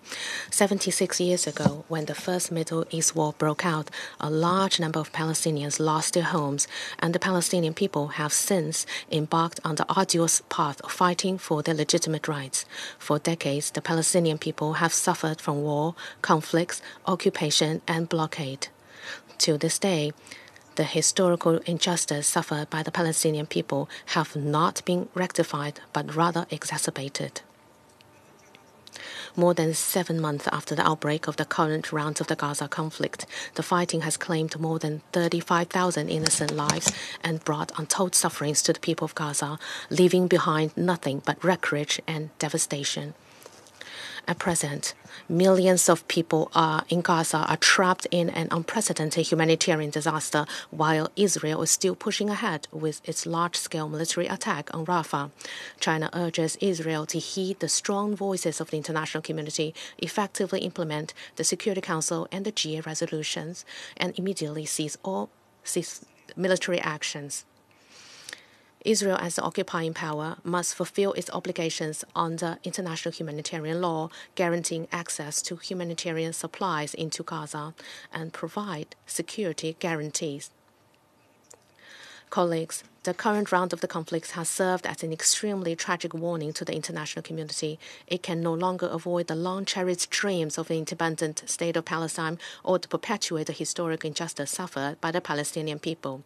China's President Xi Jinping has repeatedly expounded China's position and ideas on the settlement of the Palestinian issue, emphasizing that our fundamental way out lies in the establishment of an independent state of Palestine based on the 1967 borders, with East Jerusalem as its capital and the enjoyment of full sovereignty.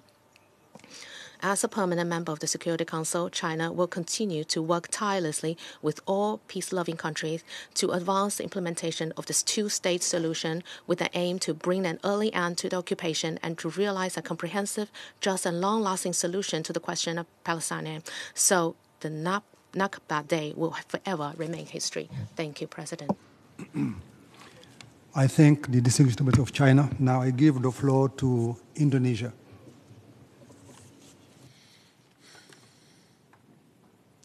Thank you very much, Mr. Chair, and I also thank the Division for Palestinian Rights for your hard work in putting together today's solemn commemoration of the Nakba.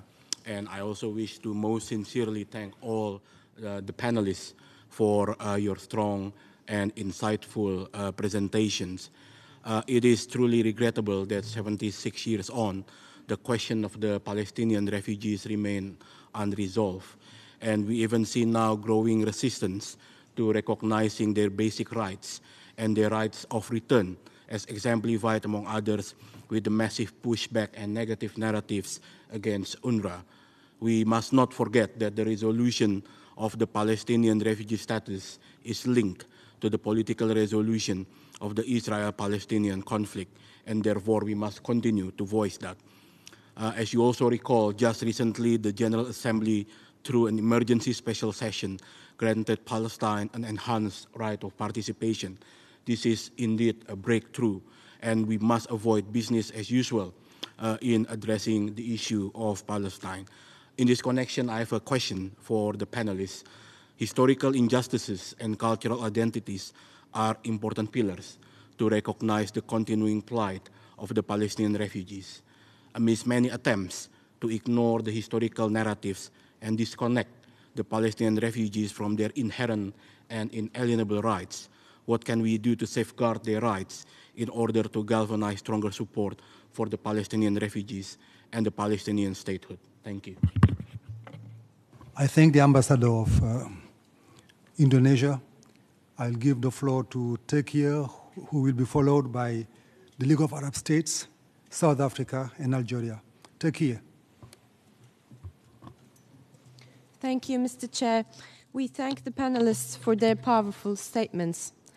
This anniversary is an important occasion to highlight that the universal goals of justice and peace and the right to life and dignity.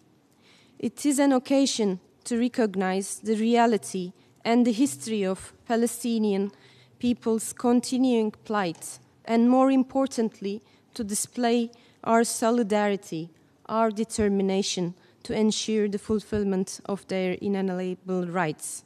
Mr. Chair, it is indeed a dark time for international justice and international law, as you have rightfully stated. A dark time in which suffering of Palestinians continue before our eyes in unprecedented levels.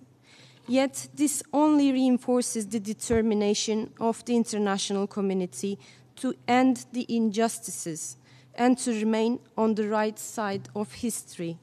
In this respect, we are proud to have supported the UN General Assembly resolution to expand Palestine's rights and privileges at the UN. The resolution reaffirms the strong support of the overwhelming majority of the international community for the right of the Palestinian people to a state of their own. We reiterate our calls for an immediate ceasefire and concrete steps for recognition of Palestine as a full UN member. Palestine deserves to be a full member of the UN, to be treated as an equal member of the international community. As a member of this important community and committee, Turkey will work towards realizing the rights of the Palestinians and a political solution based on the two-state vision. I thank you, Mr. Chair.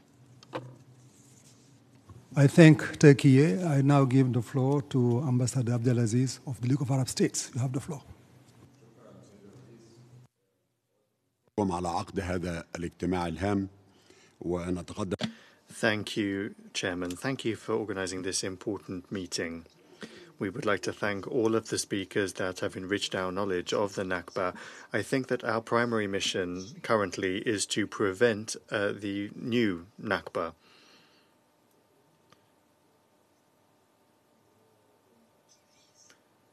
Which aims to displace Palestinians out of Gaza into countries in the region. To do that, we need to explore mechanisms that can prevent it. I would like to thank all of those that voted for the admission of Palestine as a fully fledged member of the United Nations, the 143 states that voted in favor of that draft resolution. I call upon those countries that abstained and that voted against or that did not vote to revisit their positions, particularly since the number of states that recognizes Palestine as a state has reached 144 states due, inter alia, to the efforts of this committee in Latin America, in the Caribbean region. 33 states currently recognize Palestine in that region, and a state that is on the brink of becoming a non-permanent member of the Security Council will probably join those ranks. And in that regard, I would like to congratulate you, Mr. Chairman, for your efforts. We would also like to thank all of those who stood up in the historic case at the ICJ. We commend South Africa in particular. Recently, Libya and the Arab Republic of Egypt joined those efforts, as well as the case before the International Criminal Court.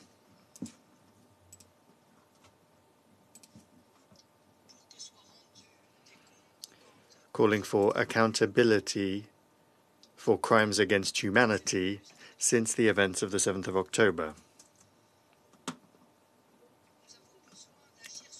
We need to act in 3 areas. Firstly, increasing the number of states that recognize Palestine, the state of Palestine. Secondly, the honest implementation of the resolutions of the Security Council, including the most recent one, 2728, that mentions a ceasefire, pushing Israel towards a ceasefire, the occupying power towards a ceasefire, allowing the entrance of humanitarian aid, to stop using hunger as a weapon of war or as a weapon to push Palestinians into exodus. An exodus that will be called voluntary because of a lack of food or a lack of medicines.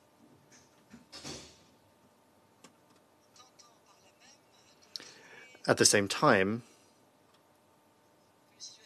trying to create a situation where there is no distinction between voluntary exodus from forced exodus. We must strengthen UNRWA and create genuine peace prospects through the holding of a conference as soon as possible, as President Mahmoud Abbas has been calling for since at least 2016. The work in Manama in Bahrain has just been concluded.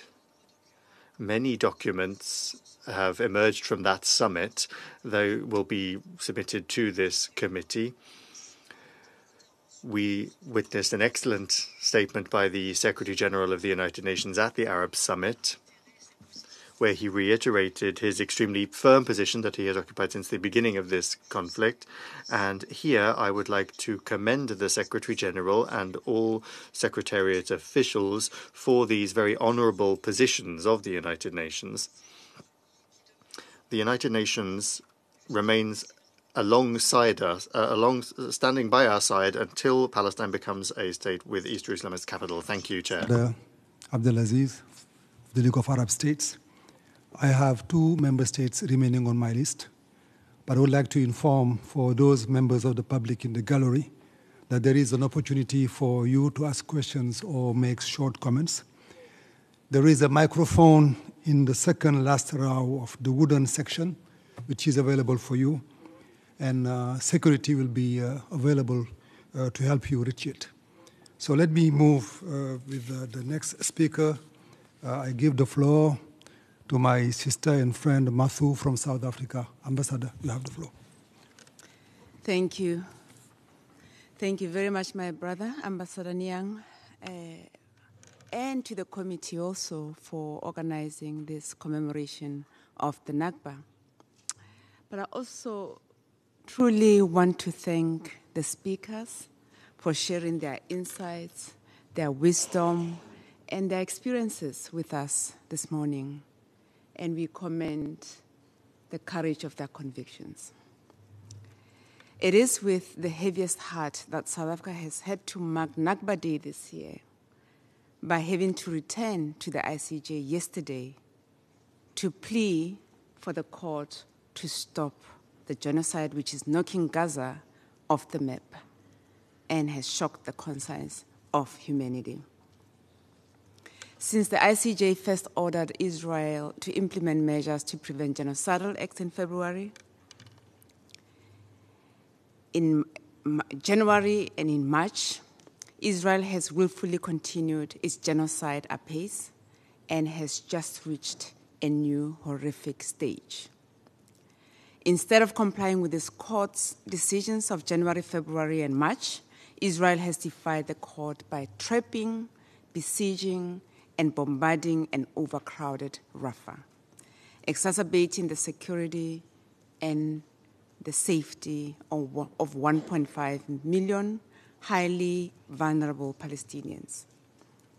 It has become increasingly clear that Israel's action in Rafah are part of the endgame in which Gaza is utterly destroyed. And we've heard from our panelists this morning about this plan.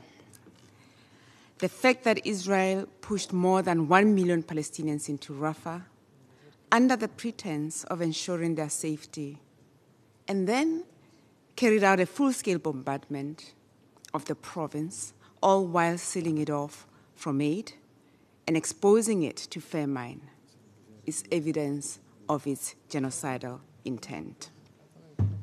The evacuation zones that Israel has ordered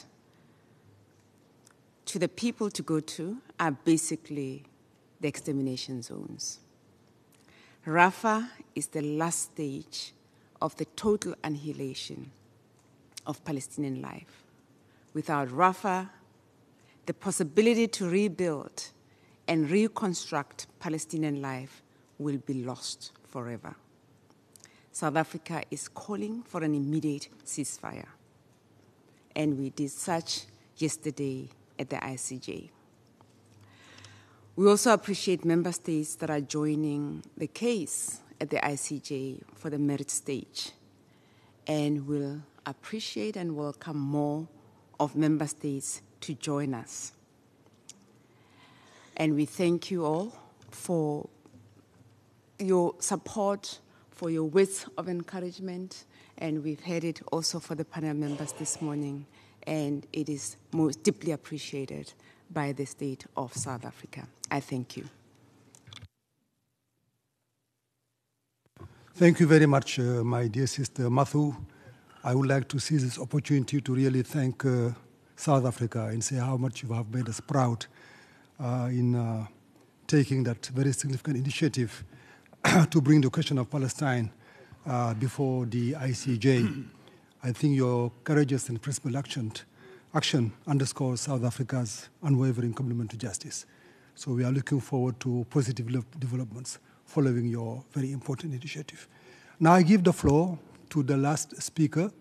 Okay, you are no longer speaking. Thank you very much. Okay, now let's move to any other member of the public who I can see one. Maybe you can speak right away. I can see your light. Okay, thank you. Yes. Thank you, Chair. I'm David Wildman with Global Ministries of the United Methodist Church, and I'm also co-chair of the NGO Working Group on Israel-Palestine, and I want to thank all the panelists today. Given the urgency that everyone has recognized in terms of genocide right now and this continuing for not 7 months, but over 76 years. I'd like to ask the committee and also the panelists for your comments on 3 things. The urgent need for an arms embargo. The Human Rights Council adopted a resolution at the end of April calling for an immediate end, all member states to immediately end all sales and transfers and purchases of arms relating to Israel. And so I'd like some comments on that. The second is that banking sanctions were something that was very powerful, being used in the anti-apartheid struggle, which the UN played a significant role in relation to South Africa. And our colleagues from South Africa just have been taking the lead here. What steps can be taken by the committee and the UN to call for banking sanctions? And the third is that given the lack of compliance that we've seen just recently in the International Court of Justice, I'm wondering what the committee can do in adopting a resolution here at the General Assembly mandating that member states report on their steps to enforce compliance of the ICJ rulings, given the urgency of preventing genocide. Thank you. Thank you very much. Is there anyone who want to take the floor? Okay, I can see you. Please press the button and then you can speak right away.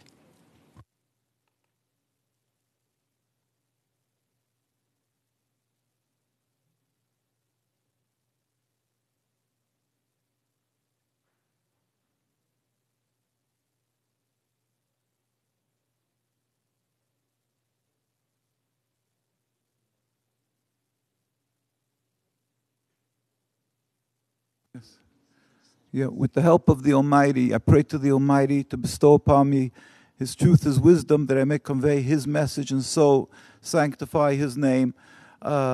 We are here a delegation of rabbis, some who are originally from Palestine many generations, and I am from survivors from the Holocaust from Europe, from Poland and Hungary. Basically, we are coming here because we are Jews, and as Jews, we are suffering with the people of Gaza, with the people of Palestine. It's an injustice that 76 years ago, the United Nations, that was created to bring peace to the world, ratified a creation of a state that was called the State of Israel, a Jewish state, they refer to it, meaning that it's symbolic and that it represents Judaism as the religion of Judaism, which that's all a Jewish state could possibly mean. And therefore, they are automatically subjugating the other inhabitants of the land, the Muslims and the Christians, that will be second-class citizens. The Jewish community that was living there for hundreds of years was not accepting of this concept at all, because Judaism is simply a religion of 3,000 years to be subservient to God, to serve God.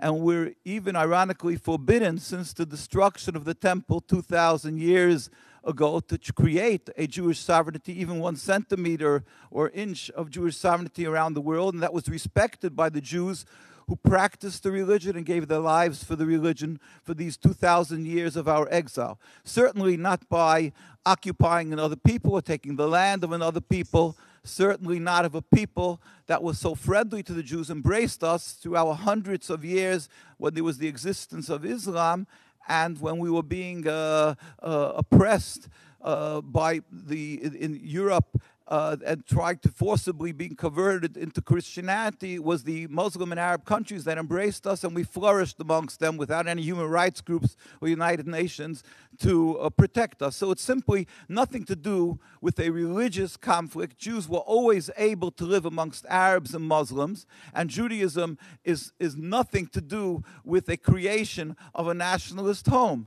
Simply, it was a group of nationalists 100-odd years ago who used the facade of my religion, Judaism, the religion that my grandparents died in Auschwitz for, and they're using this religion as a stick, as to stifle, to intimidate the people who are opposing the stealing of the homes of the people of Palestine. And when anybody dares to speak up, they accuse them of being anti-Semitic. That's totally not true. It's really revolting to hear that people who are so friendly to the Jews, we lived together for hundreds and hundreds of years in peace and harmony, and to accuse them, these people who embraced us and gave us a new life for hundreds of years, to accuse these people of being haters of Jews because of our religion, that is unacceptable, and it's ungodly, it's not Jewish.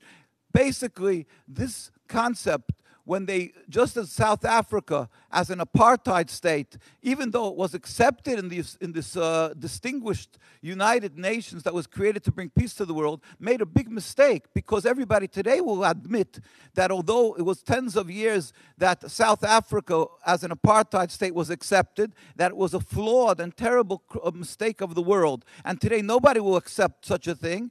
And the ones who opposed them were called terrorists, as Nelson Mandela, for 27 years in prison, was called a terrorist. It's the same thing as with Israel.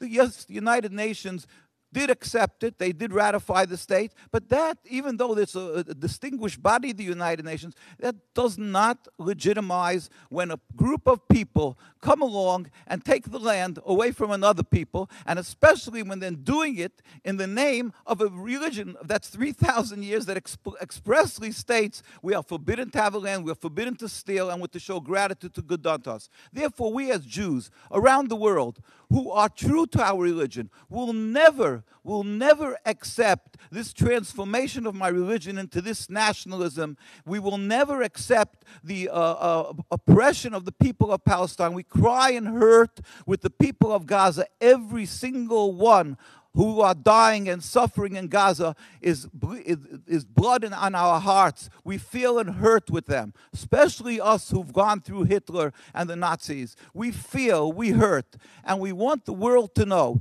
that one day, as the Almighty writes in His Torah, that it says, why are you rebelling against me? It will not be successful. This occupation, just as apartheid ended, this will totally end. With God help, a speedy and peaceful total removal of the occupation so that there could be a free Palestine. We can live in freedom. We can live together and serve God together in freedom. This is truth. This is Judaism. And this, inshallah, we hope to see soon in our days, a free Palestine. Thank you very much.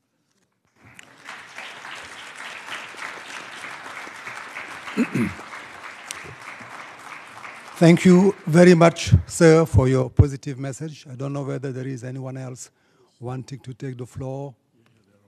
They're changing the same place. They're all sitting there. Okay, there's someone? Yes. Okay, please press the button and then you can speak. Thank you. What number? 1? Can you hear me? Whoop, there we go. Okay. Thank you so much for allowing the community to speak as well, and for hosting this, and for allowing us to be here. I am Lauren Cycli. I am Zeina Azzam's niece. My family lived in Palestine for 300 years. My grandparents left in 48 with my father, who was 2. And I have been trying to be very, very active as I can, with small businesses to take care of as well, and children to raise. And what I wanted to put out there for the panelists is the following. My entire feed on social media and everything that I take in every day is about Gaza and activism. And I saw yesterday posts about what Israel is planning for the future of Gaza and for the land. And I would like to, I think we need as activists to start putting out in the world the discourse of who is going to lead Palestine, who are the Palestinians that will lead Palestine after this ceasefire.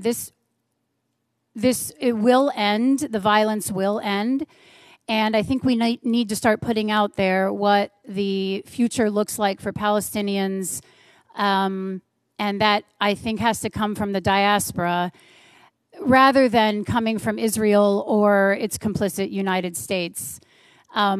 If you all have ideas of what that's going to look like or who's handling that already, I think the world should know. Thank you. Thank you very much, ma'am. I think, okay, we have another speaker. Please go ahead. Do you hear me? Do you hear me? Assalamu alaikum. My name is Dr. Nidal Jabour. I'm a Palestinian doctor. I'm here with my friend, Dr. Karameh. She's a co-founder. We are both co-founders of Doctors Against Genocide. So thank you for inviting us and giving us the opportunity. My question starts with the fact that I think the international community and the international system have failed the Palestinian people for the last 100 years. It failed to recognize the Nakba as such, which was a crime of genocide.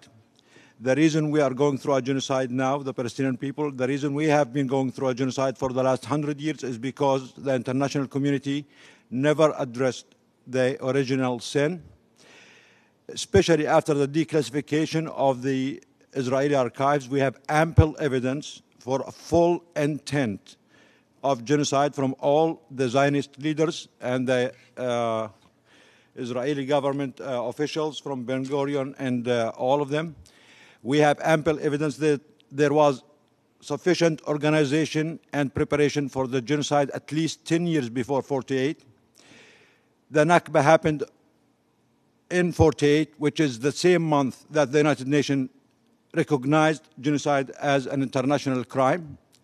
But the world chose to turn a blind eye and let it go because of the guilt regarding the Holocaust. And the Palestinians have to pay the price for all of this. The only reason we are going through a genocide now is because the first genocide has never been addressed. If you go and study the Nakba, and many scholars did study the Nakba and decided that it was a genocide, and actually it is category 7 genocide, which is the second highest on the scale of genocide. And there is enough research and study to prove that. What's going on in Gaza now is category 8. And instead of holding the perpetrators accountable for their crime, for their genocide, the international community recognized Israel as a state, rewarded them with multiple failed attempts at peace. We know that genocide perpetrators never accept peace. You cannot make peace with genocide perpetrators because they are not in this for peace. They are in this for complete annihilation of the native people. My question is, what does it take for the United Nations international community now to create a special body and an independent investigation team to restudy the Nakba, reclassify the Nakba as an act of genocide, to put things where they're supposed to be, to hold the perpetrators accountable, and to strengthen the case of the genocide at the ICJ now. Thank you. Thank you very much, sir. Next speaker. Good afternoon. Thank you very much to the committee, especially also to the Division for Palestinian Rights. My name is Joseph Cornelius Donnelly. I have served here at the UN as an ECOSOC representative for the last 25 years. The first time I spoke in this building was 35 years ago during a session of the CSW on refugee women and children. And during that session, there was incredible, beautiful conversation about needs and hopes. But the word Palestine and the Palestinian children and refugees and women was never mentioned. And my voice was suppressed until one woman from India said, "May we recognize the man whose hand has been up for an hour?" And that's when I began to get the courage to say, speak up and sometimes maybe be respectful, but shout out loud and say what we know to be the truth. So I'm here to say today to say, having spoken to Jerusalem, Haifa, and Gaza this morning before coming here, there are so many words we've heard, especially during these 7 months. The word we don't hear and we need to say to the world and underscore, it's evil. It's obscene and it's immoral. And we need to bring a vocabulary of peace and justice that confronts people's complacency and comfort and speak like that boy who says to his mother, write my name on your legs. Hear it, as our poet here today said to us so memorably. Thank you very much for this extremely moving panel today. Thank you. Thank you very much, sir, for your intervention. I think that was the last speaker from the general public, and I think we are now going to conclude very soon.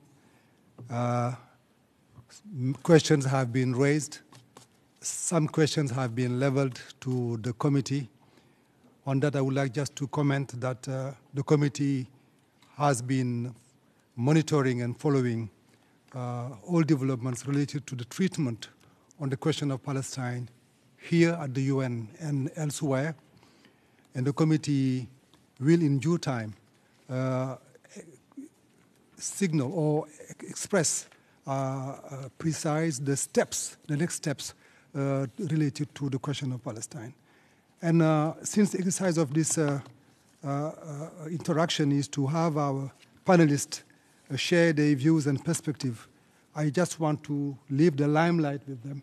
And I will also invite them to if they want to make comments on the questions which have been raised, particularly by Mr. David Wildman, our long-standing friend, they can do so. They can also respond to other questions.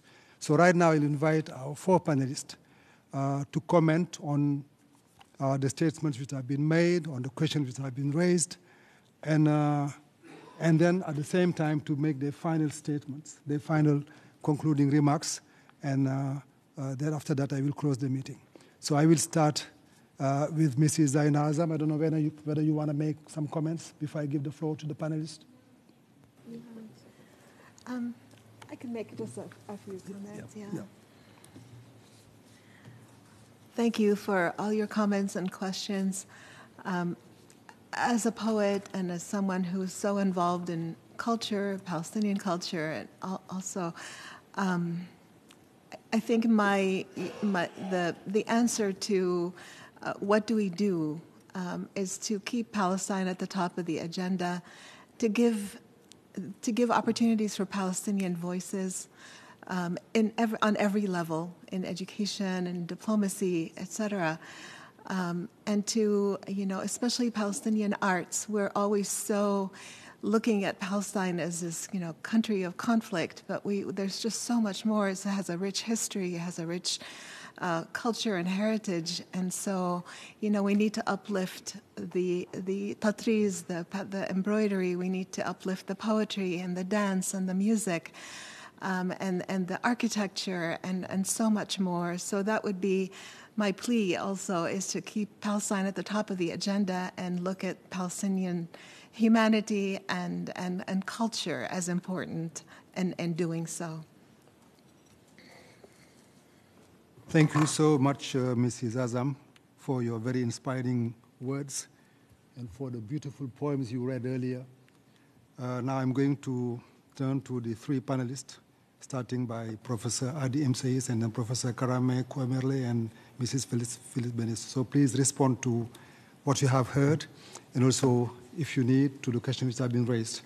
Professor Imseis. Thank you very much for the questions and the opportunity to sort of wrap up. I've told my students and a number of audiences that I've had the pleasure or not to speak to over the past few months that we are now at an inflection point in international relations, in the history, certainly modern history, and certainly the history of the United Nations, an inflection point that pits effectively the small number of Western states that carry on with the torch of neo-imperialism and so on, and we know who they are, against everybody else, the G77, the Global South, the former colonized world. We see this inflection point pointing up problems in the United Nations system and in how we govern ourselves as humanity on the planet. And we are thankful, again, to those states from the Global South, South Africa, in particular Nicaragua and others, who are standing firm and fast on the promise of this organization, as told to us by its founders. We were told in 1945 that the United Nations Charter heralded a new world order, a liberal order, universal applications of human rights, regardless of the station or position of the individuals in question, the states in question, and so on. And there is a clear tension now before us between those claims on the one hand and how they operate, in fact, on the ground on the other. Some rights, some states, some peoples remain more equal than others. And so the challenge is before each and every one of us, member states, free women, men, people of the world, of conscience, to do something about it. So in answer to the first question of Mr. Wildman, what to do, he'd mentioned arms embargoes and banking sanctions and so on. As an international lawyer, I would just like to paint a broader picture. All states have obligations under various bodies of international law to universally apply those bodies. Let's just take the Genocide Convention, for example. There is a duty to prevent genocide, as was mentioned by Phyllis earlier, of all states parties to the Genocide Convention. And that duty has been triggered. All parties to the Genocide Convention have been put on notice of a real and substantial risk of genocide taking place in Gaza, at least since the 26th of January, 2024, the first provisional measures order issued by the principal judicial organ of the United Nations. Now the question is, whatever are those states going to do, states parties to the Genocide Convention, to prevent? And there are a whole host of things that can and indeed must be done to prevent. I'll get to those in a moment. Another body of law, the law of armed conflict. Anybody who deals with the question of Palestine will know that the Fourth Geneva Convention relative to the protection of civilian persons in time of war, which continues to apply and has never stopped applying in the occupied Palestinian territory since June 1967, has a common Article 1 in it that imposes a duty on all high contracting parties not only to respect the terms of the convention, but to, quote, ensure their respect. That means when other states are violating the convention, they have an independent obligation to ensure that those states abide by their obligations under the convention. Of course, the convention covers a great deal of what is happening in the Gaza Strip and in the occupied Palestinian territory, including prohibiting the willful killing, settlement of an occupied territory, deportation of that territory, and so on, of its population and so on. So there's a great deal of legal bases on which states can act. What can they do? I would take a broad view. Economic, cultural, civil, political, and social.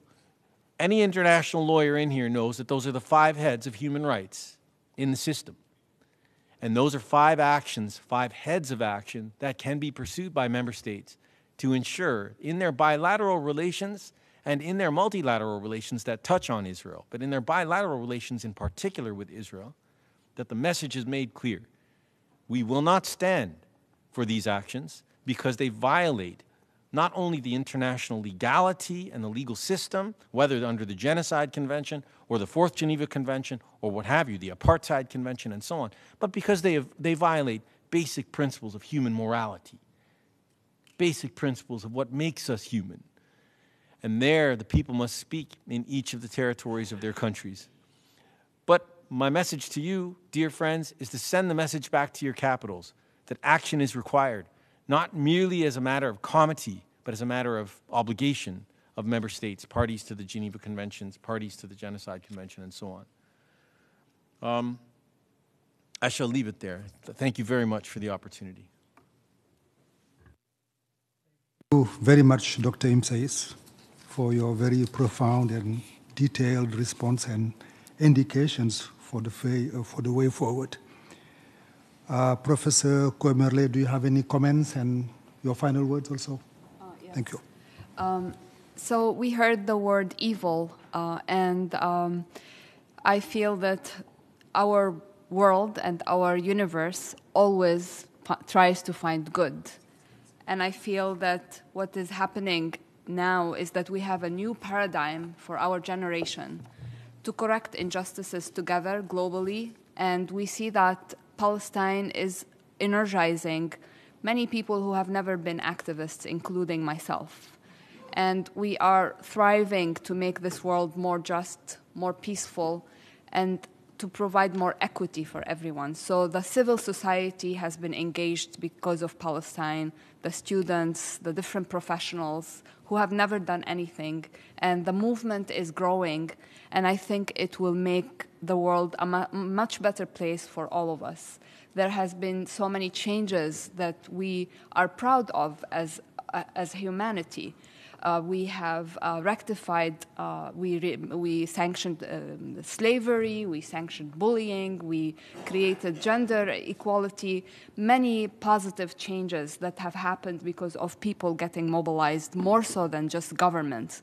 People make their governments do things. And I feel we are seeing a big movement where the people are demanding change and they're demanding a better world, and the governments have to oblige.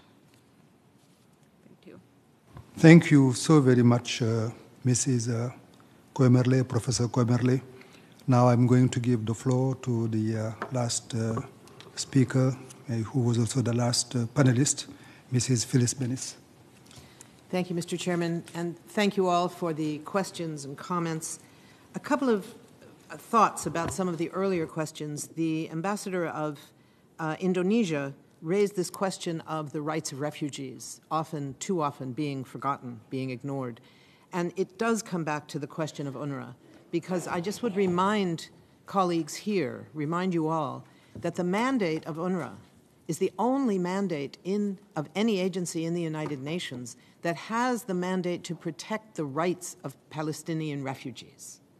That's the importance of it beyond.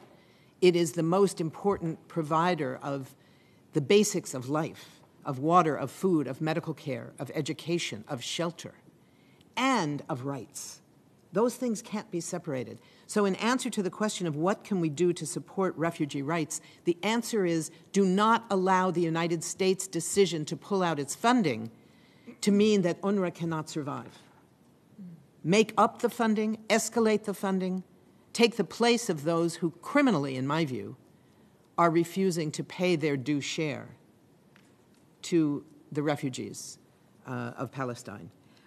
On the questions that my colleague David has raised, just a couple of thoughts. On the question of the arms embargo, which is by far the most important part, you know, this is now part of the definition of a ceasefire.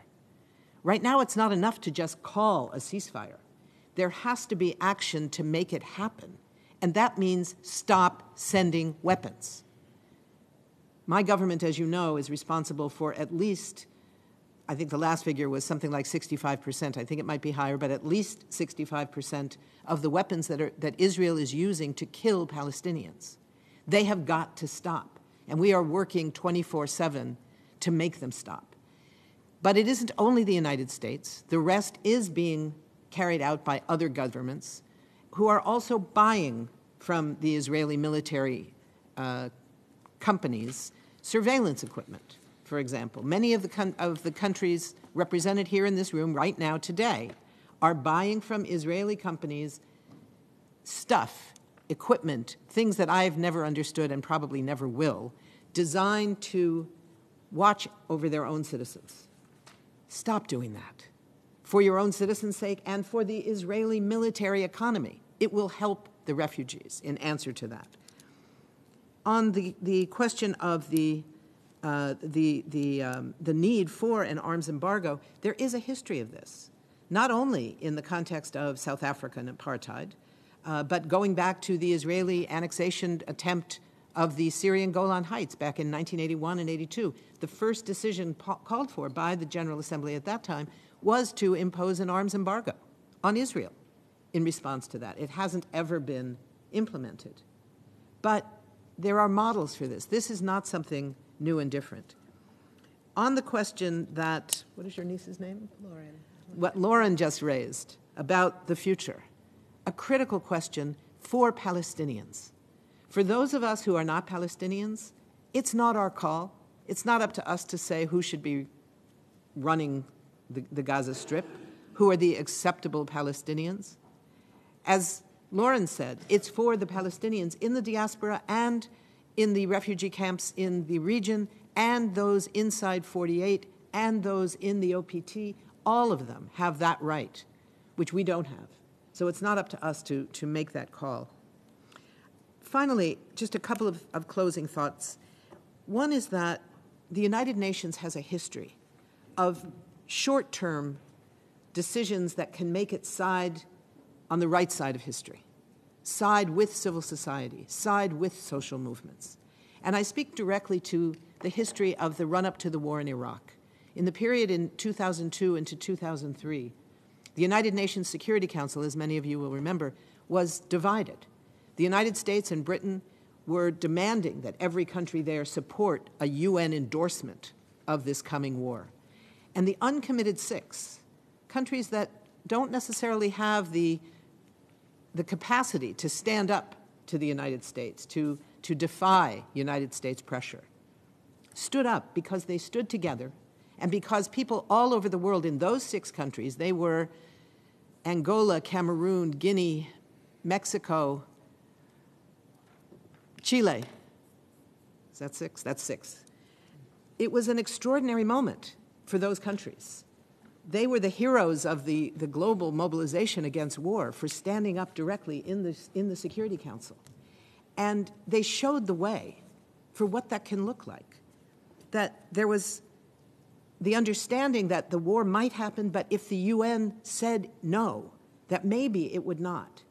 And many of you will remember that on February 15th of 2003, the day the world said no to war, there were protests around the world in more than 800 cities in over 75 countries, in every continent, including Antarctica, where the scientists went out and tramped out a peace sign in the snow and stood in it in their red parkas to have a picture taken from above.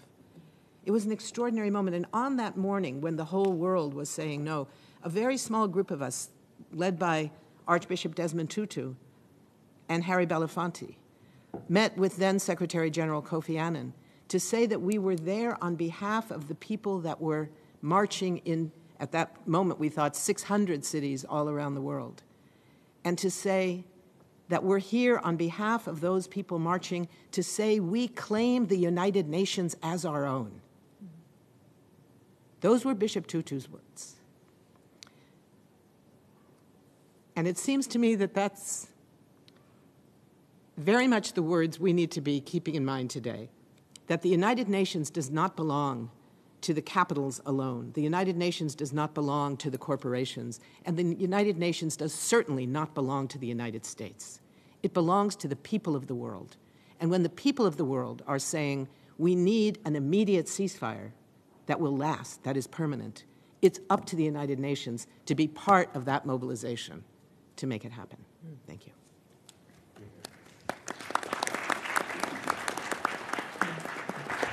Thank you very much, Mrs. Bennis. We have now come to the end of this event.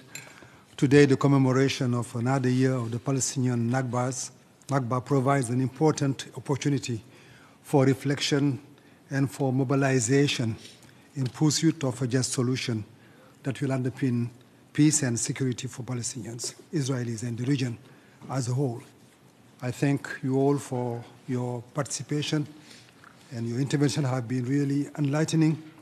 I would like to thank once again the great and inspiring poetess, Zeina Azzam, our two eminent professors, Professor Imseis and Professor Kuemmerle, and our great militant, tireless militant for peace and justice, Phyllis Bennis.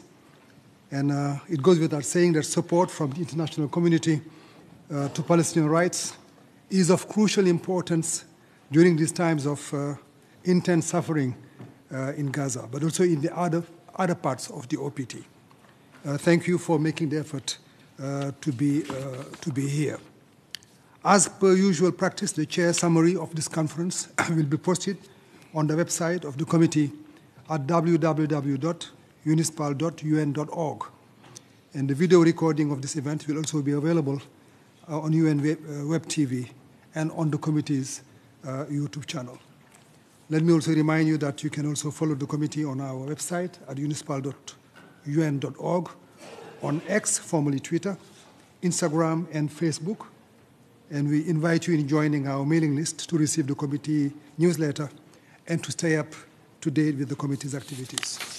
For your information, as part of its efforts to contribute towards a just, comprehensive, and lasting settlement of the question of Palestine, on the 1st of July, the committee will organize, in partnership with the OIC, the annual conference on the question of Jerusalem. This year, the event will be held at the OIC headquarters in Jeddah, Saudi Arabia. We look forward to your ongoing engagement and to welcome you in our future events. I thank you all. This meeting is adjourned. Can I say something? Yeah. Yes. One announcement by the Secretariat. Just quickly, yeah. There will be a talk by Professor Ardi. Can't be heard. Huh? Yes, there will be a book presentation of his latest book on some of the topics that he mentioned now in the bookshop at the UN in the first basement, and it will start at 1:30. So you're all welcome to join this event. Thank you.